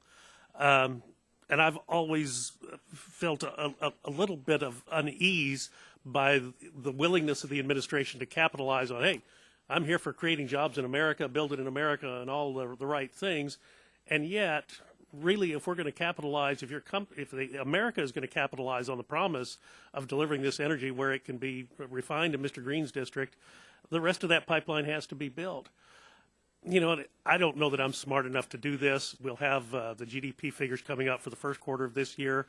Last quarter of last year was pretty disappointing. I will just submit, if you were to subtract the Texas component to the GDP for this quarter we just finished and the last quarter, I wouldn't be at all surprised if the country was not still in a recession with negative growth in 2 successive quarters, which is the definition. It is Texas' forward-leaning activities in the energy field that have really prevented the recession from being so much more desperate in the entire country. When people talk about the reindustrialization of America, they need to look at what's happening in the shale plays in North Texas and South Texas. It has been a game changer, and if we really were serious about reemploying Americans, this is where we would concentrate our efforts. I thank you for your indulgence, Mr. Chairman. I'll yield back the balance of my time. Gentleman yields back. This time recognize the gentlelady from California, Ms. Capps, for 5 minutes. Thank you, Mr. Chairman, and thank you, each of you, for your testimony. After multiple hearings and markups on this committee in recent years, this is an issue that we're all very familiar with, and that's why I must say that I'm disappointed that one of our first legislative hearings is, again, on this well-vetted issue when there are so many other important issues that we could be considering. I continue to have serious concerns about this legislation and the potentially devastating impacts of Keystone Pipeline on public health and the environment. Of course, one of the main issues in this discussion is jobs, and rightfully so. There's no denying that construction of the pipeline will create temporary jobs, and these jobs are still desperately needed, especially in the construction industry. But as policymakers, I believe we must also look at the big picture. When we're facing estimated job losses of 750,000 due to sequestration, creating a few thousand temporary jobs, though helpful, does not constitute the comprehensive jobs legislation our nation needs right now. It is our responsibility to pursue policies that advance the long-term interests of our nation as a whole. Doubling down on limited fossil fuels is a dead-end policy that pollutes our planet and only delays in the inevitable, especially considering the serious impacts Keystone could have on public health and the environment. As our witnesses have testified, development of oil sands is even more carbon-intensive than traditional oil development. So this is a big step in the wrong direction. To me, it makes far more sense to focus on promoting the development of clean, renewable technologies we all know we're going to need down the road. These new technologies reduce our dependence on oil, but also create quality long-term jobs that cannot be shipped overseas. I see this all the time in my district on the Central Coast of California. Local companies like Infinity Wind, REC Solar, are harnessing clean, renewable energy sources to create jobs and strengthen economic growth. So, Dr. Jaccard, how did I say it? Jaccard. Jaccard, in your testimony, you focused on the environmental and economic impacts of developing the Alberta oil sands and how the Keystone Pipeline plays into that. Could you very briefly, and I have a second question to ask as well, could you briefly discuss some of the economic and environmental benefits of developing clean and renewable energy resources compared to fossil fuels? Make a comparison for us, if you will. Yes. Well, in California, certainly I follow the numbers. I don't have numbers at the tip of my finger for California, but I do for British Columbia, because when we passed the rule of clean electricity, it meant that 2 coal plants and a natural gas plant that were going to be built in the 2007 to 2011 period were not built. Instead, we developed run-of-river hydro, so small-scale hydro, wind, and wood waste power, and they produced 3 times as many jobs. Perfect. Thank you very much. I have a question for Anthony Swift. Jobs are obviously critical to economic growth, but we must remember that environmental and public health are also critical to a strong workforce and resilient economy. In 1969, my home district was a victim to one of the worst oil spills in United States history offshore. So I know firsthand that local communities bear the brunt of industrial accidents for a long time after they occur. The proposed pipeline would cut straight through America's heartland, putting numerous communities at risk. These farmers and ranchers depend on clean soil and clean water to grow the crops and raise the livestock that are feeding our entire nation. A spill here could have devastating effects on local wildlife, public health, the economy, and our nation's food supply. Mr. Swift, would you elaborate on this and what are some of the economic impacts of a spill could have on the communities along the pipeline? Certainly. There are over 500,000 agricultural jobs along the pipeline, and they depend on clean water, clean lands. And we've learned, unfortunately, through two major spills, one in Kalamazoo, Michigan, and another in Arkansas, that tar sand spills have significantly different and longer-term impacts. In Kalamazoo, Michigan, nearly 3 years after that spill of 800,000 gallons of tar sands and nearly $1 billion in cleanup activities, 38 miles of that river is still contaminated. And spill responders don't think that they're going to be able to put the river back to the state it was before the spill. So tar sands pipelines and tar sand spills pose unique and pretty dramatic risks to sensitive waterways and the places they cross that regulators have not got a handle over. I could ask you very briefly, with a few seconds left, to discuss some of the differences between, you know, the safe use of tar sand, if there is such a thing, that would flow for the Keystone Pipeline, the crude that we normally know. Would you go into the the difference on that? Tar sands is being moved as something called diluted bitumen, and bitumen is basically solid at room temperature. It has to be mixed with light petrochemicals and is moved as a thick substance through the pipeline. You know, the State Department estimated that frictional heating on Keystone XL will send the temperature to between 130 and 150 degrees in some places. We've learned in California that high temperature pipelines are much more likely to spill. And when a spill occurs, the light stuff gases off, and if the heavy stuff, the heavy bitumen tar, hits a water body, it sinks below the water body. And at that point, spill responders have a very difficult time either containing it or cleaning it. So tar sands and conventional crude are very different. Dramatically different, yes. This time I recognize the gentleman from Texas, Mr. Olson, for 5 minutes. I thank the chair, and good afternoon and welcome, witnesses. I represent a suburban Houston district, so as you can imagine, Keystone XL Pipeline coming to the Port of Houston and the Port of Port Arthur is very important in my state. And we're all entitled to have our own opinions, but none of us are entitled to have our own facts. So before I start my questions, I just want to reiterate a few facts that seem to be forgotten in this debate. Fact number one, Canadian oil from Alberta is already coming to the United States.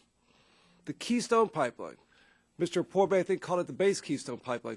That pipeline is bringing over 500 million barrels a day to our country right now. The Alberta Clipper is bringing about 450,000 barrels a day to Superior, Wisconsin. Fact number two, there are 25,000 miles of pipeline over the Ogallala Aquifer right now. 25,000. 2,000 over Nebraska.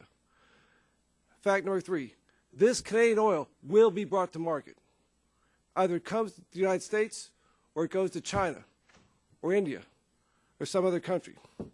White House Press Secretary Jay Carney echoed my reasons to support Keystone XL when he said last year, and this is a quote, moving oil from the Midwest to the world-class state-of-the-art refineries on the Texas Gulf Coast will modernize our infrastructure, create jobs, and encourage Americans' energy into production. We look forward to working with TransCanada. I inserted text in there, just a little art literary preference. But those are the facts. Mr. Porbay, TransCanada was almost halfway done with the southern leg of the pipeline through East Texas. Can you please describe the steps that you're taking to ensure the safety of this pipeline? Sure. I mean, right off the bat, I think it's very important to understand that the Keystone Pipeline system is truly a state-of-the-art pipeline system. It uses modern, high-strength steel, fusion bond epoxy coating, multiple redundant leak detection technologies. In addition, you heard me say this in my prepared statements, but in addition to following federal code, we have voluntarily agreed to follow 57 additional special conditions. Those are things like reduced spacing of isolation valves, burying the pipe deeper, doing more inspections. In all major river crossings where it is feasible to do so, we are in fact doing horizontal directional drill. So we are 20 to 40 feet below the bottom of the river in bedrock, so we don't ever have to worry about the kind of problems that occurred at Kalamazoo or the Yellowstone problem that Exxon had. I mean, these modern pipelines have incredible records with respect to spill and safety, and we are building the most modern pipeline ever built in the U.S. So again, in your opinion, the Keystone XL pipeline is designed to be the safest pipeline in the history of the world. Yeah, and you don't have to take my word for it. That's actually the finding of the Department of State in the environmental impact statements. And question for you, Mr. Molino. In your opening statement, you said the Keystone XL is not a pipeline, it's a lifeline. And you mentioned that opponents say that many of these jobs created are going to be temporary. Can you explain how a lifeline is not a temporary job? You know, in our industry, our members work job to job. A job starts, job ends. Sometimes, you know, you go on to the job, off the job, go do something else, and come back to that job. But the way, not just your pay, but the way your benefits package is structured, the way you earn your health insurance, the way you earn your pension credits, are determined by the number of hours you work in a given quarter. So without a project that creates hours, whether it's a highway project, a bridge project, an infrastructure project for energy, water, without projects, our members don't work. And if our members don't work, they don't earn a living and they don't earn benefits. And in that sense, it's a lifeline. This job, a temporary job, it has been used to dismiss these jobs. And that's unfortunate because it truly doesn't take into account how the construction industry works. It's done in a very derogatory way by people who want to dismiss the importance of these jobs. One final question for you, sir. What is the salary range of these lifeline jobs and the educational level necessary to have these jobs? Because I made $75,000 max as a pilot in the United States Navy. That's over $1 million invested in my training and all these things. I suspect that those salaries are in that range. It varies by craft. Depending upon what your skill set is and which union craft you work for, it would vary. In some parts of the country, our pipeline workers make about $20 an hour plus a benefits package. In other parts of the country, that's much, much higher. If you're with the operating engineers, who may still be back in the back of the room somewhere, their benefits package is structured and salary structured entirely different. Their salary and benefits are going to be much higher. So it depends upon what you're doing on the project. But they are good jobs, and they're some of the best jobs in the construction industry. I'm out of time. So just to sum up, 800,000 barrels a day, 20,000 good-paying jobs, energy security, national security. I yield back. This time I'll recognize the gentlelady from the Virgin Islands, Mrs. Christensen, for 5 minutes. Thank you, Mr. Chairman. There's a lot that really bothers me about the bill we're considering today, but one is that I'm concerned that the committee is proposing to give one project a regulatory earmark. And I don't see why one particular project owned by a foreign corporation should get special treatment. My constituents in the U.S. Virgin Islands are American citizens. We're experiencing extreme high energy price spikes in a community with limited resources. My constituents are suffering. While the help is being offered, there's no special legislation for the Americans in the U.S. Virgin Islands or support for my bill, H.R. 92. But the subcommittee is proposing to move yet a third bill in 2 years granting special treatment to TransCanada's Keystone XL pipeline and has held 4 hearings on this project in the same period. As a physician, I'm also concerned about how the Keystone XL tar sands pipeline would affect public health. Of course, crude oil pipelines can directly harm public health when there's an accident. We're reminded of the pictures of oil flowing down the streets of Mayflower, Arkansas, and Mr. Swift, I believe, talked about Kalamazoo, Michigan. So despite Mr. Porbey's testimony, TransCanada's safety record doesn't provide a tremendous amount of reassurance that Keystone XL would operate without accidents. The Keystone XL tar sands pipeline threatens human health in other ways as well. I understand that low-income and minority communities near the refineries in Houston and Port Arthur, Texas, already have a 50% higher chance of contracting leukemia and other diseases linked to pollution. These communities are worried that refining more tar sands crude will add to the pollution that's already harming their health. So, Mr. Swift, let me ask you, are these communities right to be concerned? And does the State Department's analysis adequately address the impacts on those communities, minority and poor communities? To the first question, I would answer yes. Tar sands bitumen has some of the most dirtiest, or the dirtiest crude in the world, both in carbon emissions, but it also has higher sulfur content, much higher heavy metal content. The sort of emissions that you expect from refining these complicated, heavy, high sulfur bitumens would be at the top of the scale. And the State Department did not adequately address the impact of these increased emissions on communities in the refinery areas. They basically assumed that these refineries would be processing oil either way, and so they didn't really evaluate how much more pollution would be generated by these refineries if Keystone XL goes through. And we were refining up to about a year and a half ago Venezuela heavy crude, and our toxic emissions inventory was out of the roof in the Virgin Islands. So I suspect it would be the same. And Dr. Jacquard, we know that Keystone XL pipeline will exacerbate climate change, as you've stated, and that also has devastating health impacts. So could you also please speak to this? And also, if granting special treatment to TransCanada, our constituents, do those benefits outweigh harm? Right. The point I was trying to make is that it's very climate change, so you have to have political courage to say we start here and we have to push for things to happen in Canada, things to happen in China. There is no other way to solve it. When you do that, what you're trying to do is prevent acidification of oceans, dramatic changes in extreme weather events, and all sorts of problems with ecosystems as well, which all come back to human health types of issues. And the science is very clear on this. I agree, and coming from a place that's prone to natural weather disasters, and also we're relying on our reefs for food, for recreation. That acidification of the oceans is very devastating to communities like mine. So thank you for your answers, and I yield back the balance of my time. Thank you, Dr. Christian. At this time, I recognize the gentleman from West Virginia, Mr. McKinley, for 5 minutes. Thank you, Mr. Chairman. I've heard several comments today, here, Mr. Chairman, about these temporary jobs. And quite frankly, I come from the construction industry 47 years. I started in construction in 65. I never thought of my job back then as being a temporary job.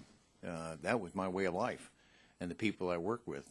So I find it almost a demeaning, demoralizing comment when people make that statement that these are just temporary jobs. I disagree with that.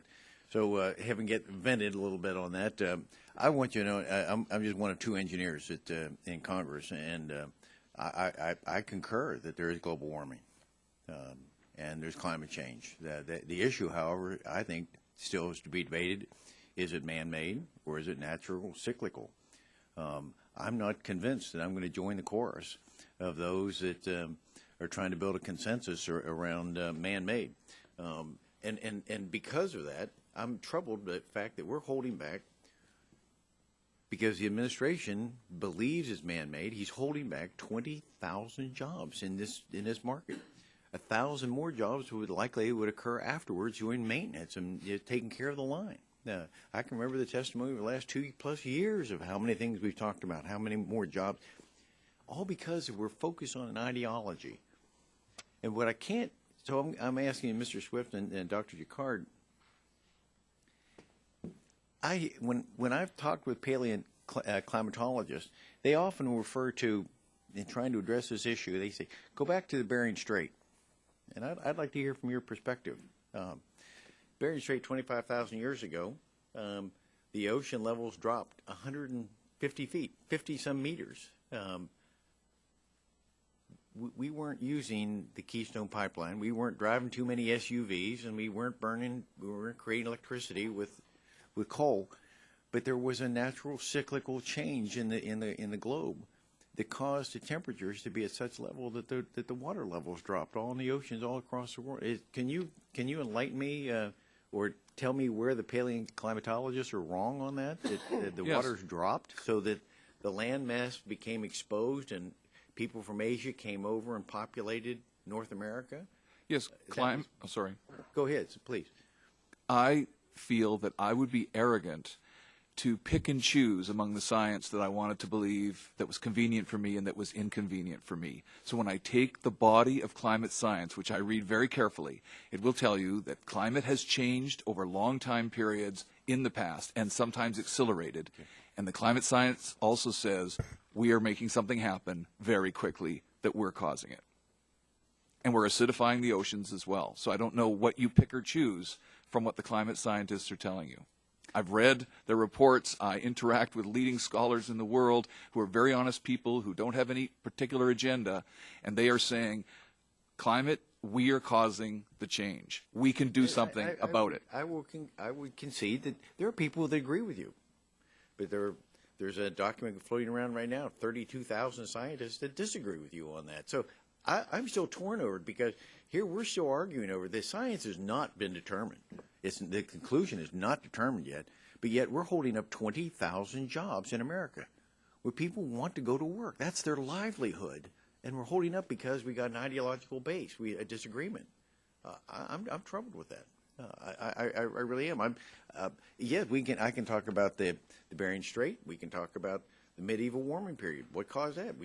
I don't think there were too many SUVs. I don't think we were burning much coal there or gas or oil to create electricity, but yet we had the globe heated up, Earth heated up.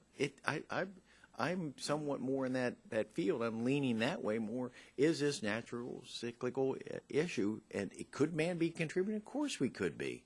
I agree with you, we could be. But are we the one causing it, and what are the ramifications of it? There's too many disagreements on that. I'm hoping sometime in this balance of this year that we will have some opportunities to discuss global warming more. But in the meantime, why are we costing 20,000 jobs to people that could be working? So we create jobs as we reduce carbon pollution, just as we did as we reduced acid pollution and urban smog and so on. So I'm sorry, I've seen so much evidence I can't buy that we can't create jobs while reducing carbon pollution and maybe even use more fossil fuels while doing it. Are you the school of Lisa Jackson that said that we create, what is it, one job for every $1 million in EPA standards, making the more rigid the standard is that we're going to create a job in that, and so therefore or 1.5 jobs for every $1 million spent on enforcement? Just talking about historical analysis. Are you a disciple of that school? I haven't read that. I'm talking about historical analysis that I've been involved in. Yeah, I'm sorry, my time's over. Gentleman's time has expired. At this time, I recognize the gentleman from New York, Mr. Engel, for 5 minutes. Well, thank you. Thank you very much, Mr. Chairman.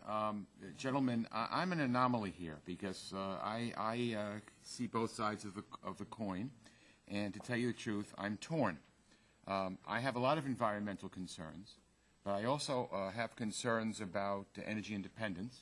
I'm the ranking member on the Foreign Affairs Committee. I was the founder of the Oil and National Security Caucus, and I think it would be important if we could safely develop this, that North America become energy independent. So I kind of see both sides. I have some questions as to why we want to circumvent the process here. There is a process, and jump the gun and say that this project should be done. But I think the larger issue is how do we guarantee or try to guarantee that America is energy independent, and at the same time try to guarantee that our environment is not despoiled. So I'd like to, it's kind of hard for me to see everybody there, but let me ask Mr. Porbay, why cannot we guarantee that the oil that is refined in Texas stay in the United States? I mean, you've heard here today, and we always hear colleagues express concerns that if we're going to take the chance on the oil pipeline, and it's always a chance. I mean, I know there are safeguards, and this is new technology and everything else. I'm willing to kind of go with it. But I'd like to know that if we're taking the risk, we get the benefit, and that the oil isn't simply going to come down the pipeline, be refined in Texas, and get exported to China. So why can't we get a guarantee? Maybe 100% of it can't stay, but maybe we can get some kind of percentage that gives Americans a guarantee that we're taking a chance, but it's a worthwhile chance to take. Well, I think I guess I'd have a couple of comments on that. The first is that the draft supplemental EIS went into great detail in examining this issue and came to the conclusion that it was highly unlikely that Keystone XL would be an export pipeline. And so I think you have that side of it. I think when you think about exports, it is very important to understand that the U.S. Gulf Coast is the largest refining center. It has about half of the refining capability in the U.S., but the U.S. itself typically needs more gasoline and less diesel. When you refine a barrel of oil, you get a certain component of oil and of diesel, certain of gasoline.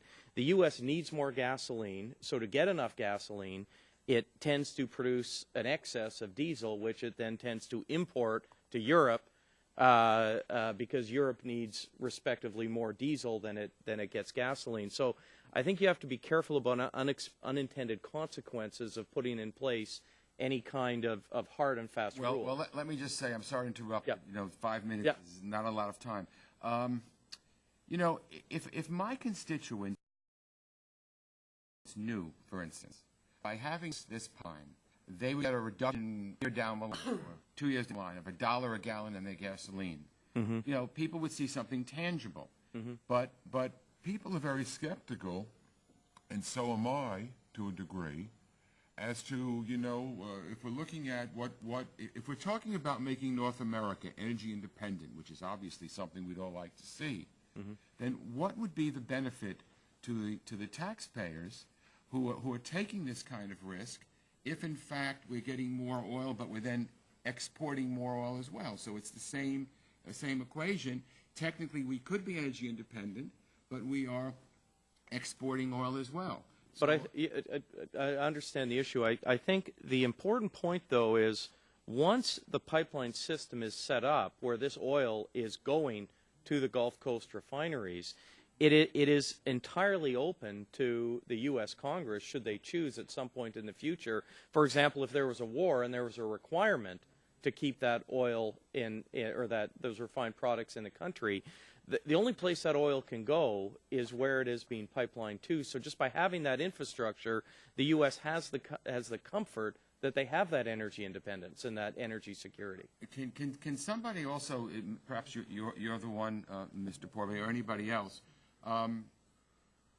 the pipeline, we are told by people who oppose it, they're saying it has to come through the United States because Canada doesn't want to allow it to come west and go out to the Pacific Ocean from the West Coast. Can anybody answer that? Has it been answered? I've been in and out. I mean, I'd be happy to just, the practical reality is the U.S. Gulf Coast is the largest refining center on the planet, and the refineries there are largely configured to run heavy crude. The oil sand production out of Canada is overwhelmingly heavy crude, so the natural place it was natural to connect the large supply with the large demand, and that's why it goes the direction it goes.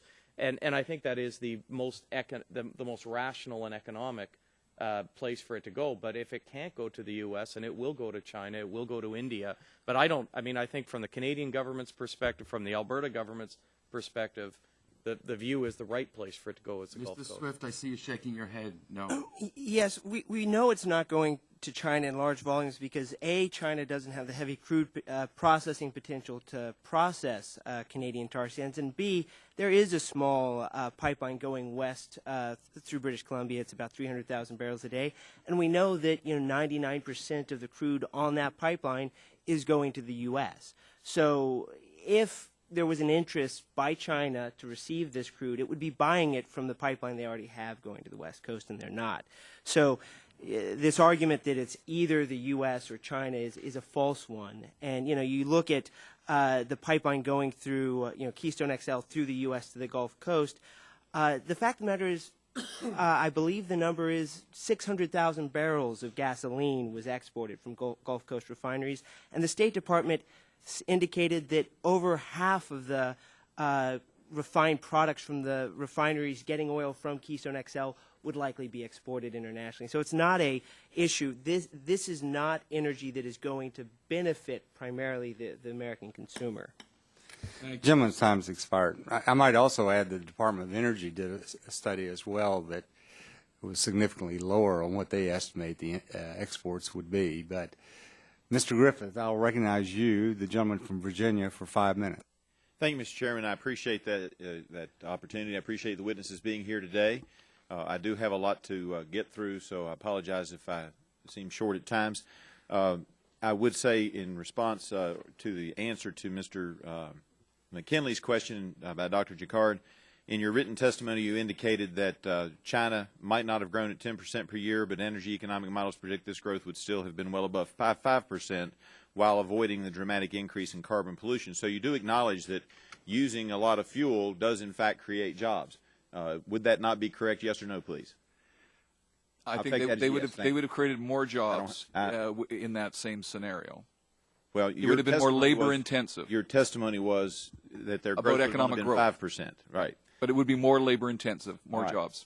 That being said, I think that at times, particularly in regard to Keystone XL pipeline, we are straining out the gnat while swallowing a camel. I would compliment you, Dr. Jacquard, that you at least pay attention to the camel. And I point to your work with the China Council on International Cooperation on Environment and Development, of which you were the co-chair of the 2009 Task Force for Sustainable Use of Coal. And while today I'm talking about XL pipeline, I support the pipeline. I also support the use of coal. There's some really interesting data in there.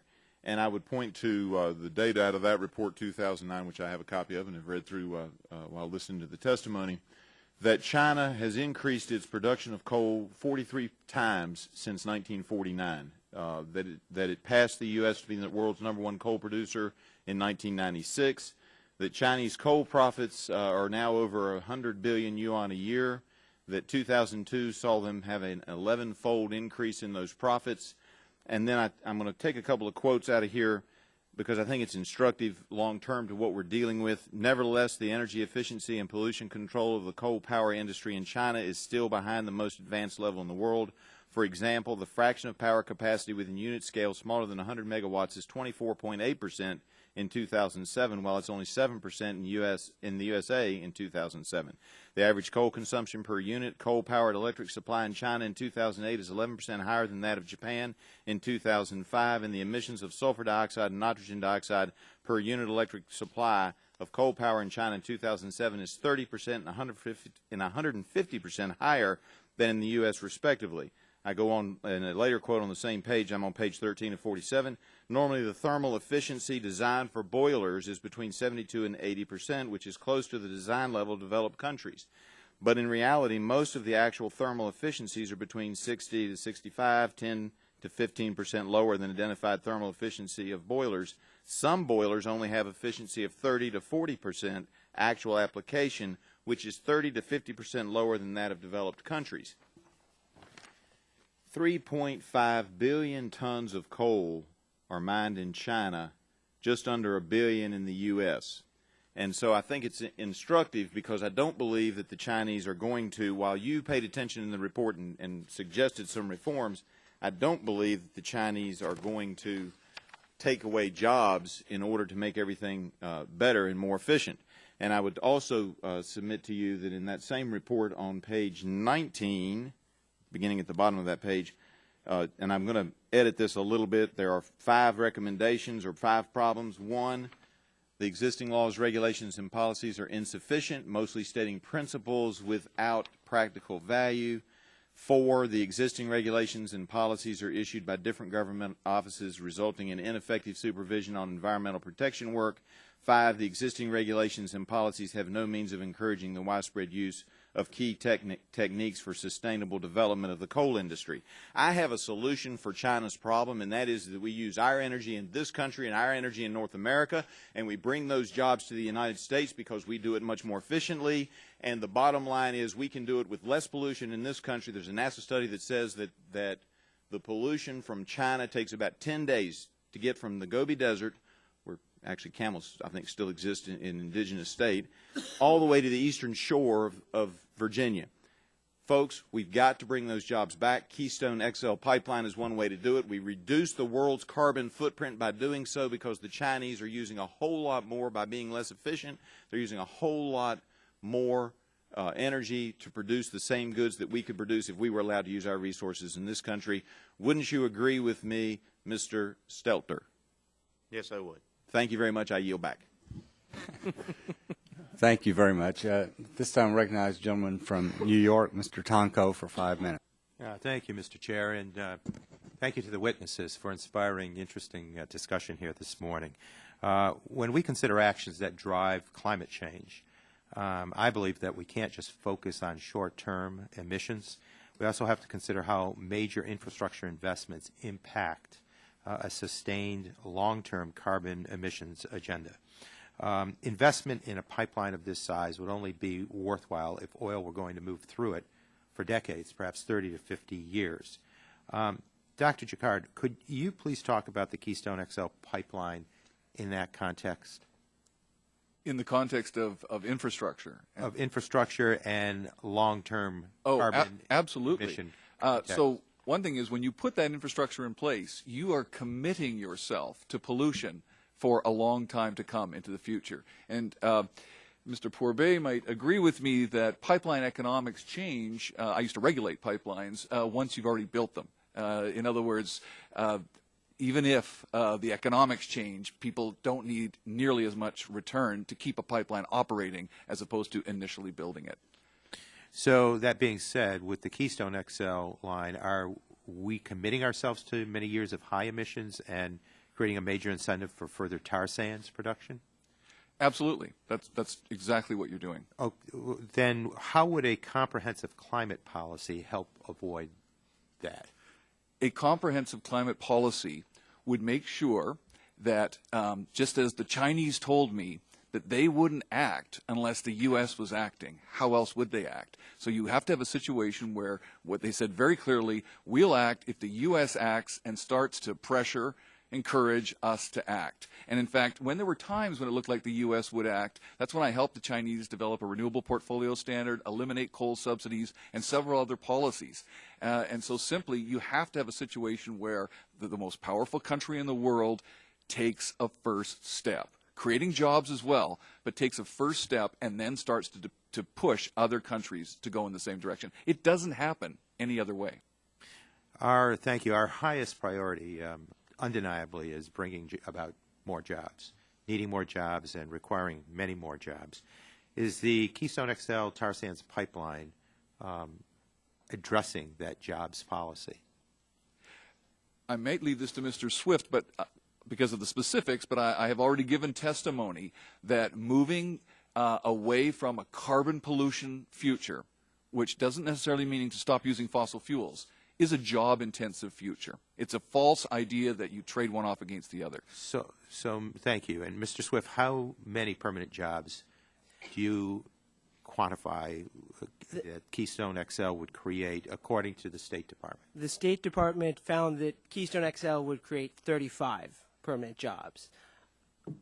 And I understand there would also be several thousand construction jobs over 1 to 2 years? That's right. The State Department found that there would be 3,900 construction jobs.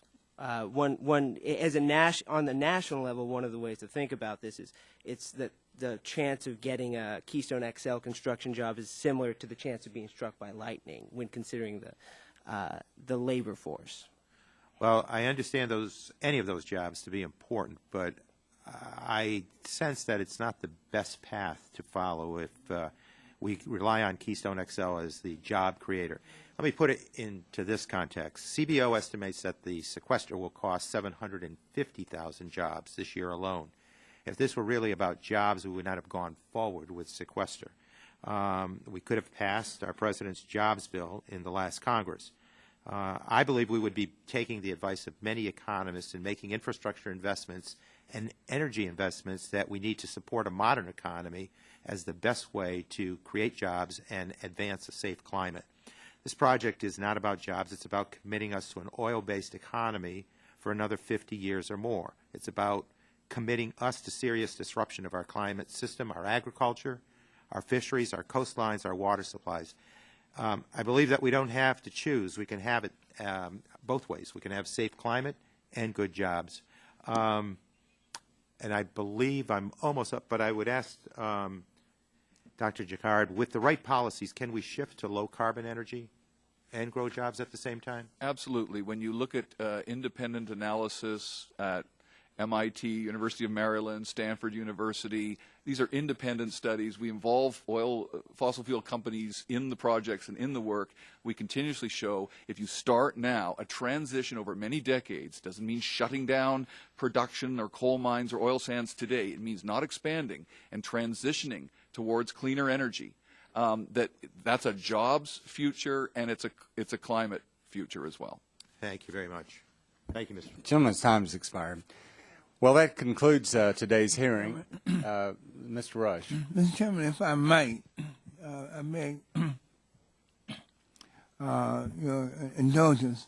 Mr. Chairman, I want to just kind of clarify a comment that you made earlier in the hearing, and where you referenced an article in The Economist as the reason that we don't need to worry about climate change. Well, I didn't say we didn't need to worry about climate change. I did reference the article in The Economist. If I can clarify the article just a little bit more, Mr. Chairman. I think you are referencing a March 30 article which describes the correlation between mean global temperatures and greenhouse gas emissions. Mr. Chairman, I think you should read the entire article, which explains that we're currently headed towards a temperature increase that would be extremely damaging, end of quote, with more areas affected by drought, with up to 30% of species at greater risk of extinction, with a likely increase of intense hurricanes like Superstorm Sandy, and with much higher sea levels. You might also want to read the editorial in The Economist from the same day, which advocates for government policies to cut carbon pollution. Finally, Mr. Chairman, if you want to look at an article in the scientific journal, Nature Climate Change, that came out just this week, the article explains this scientific issue and is anything but comforting.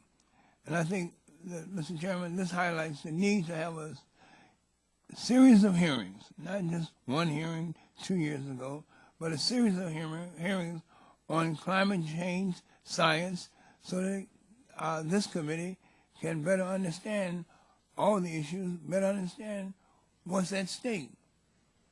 Thank you, Mr. Chairman, for your indulgence.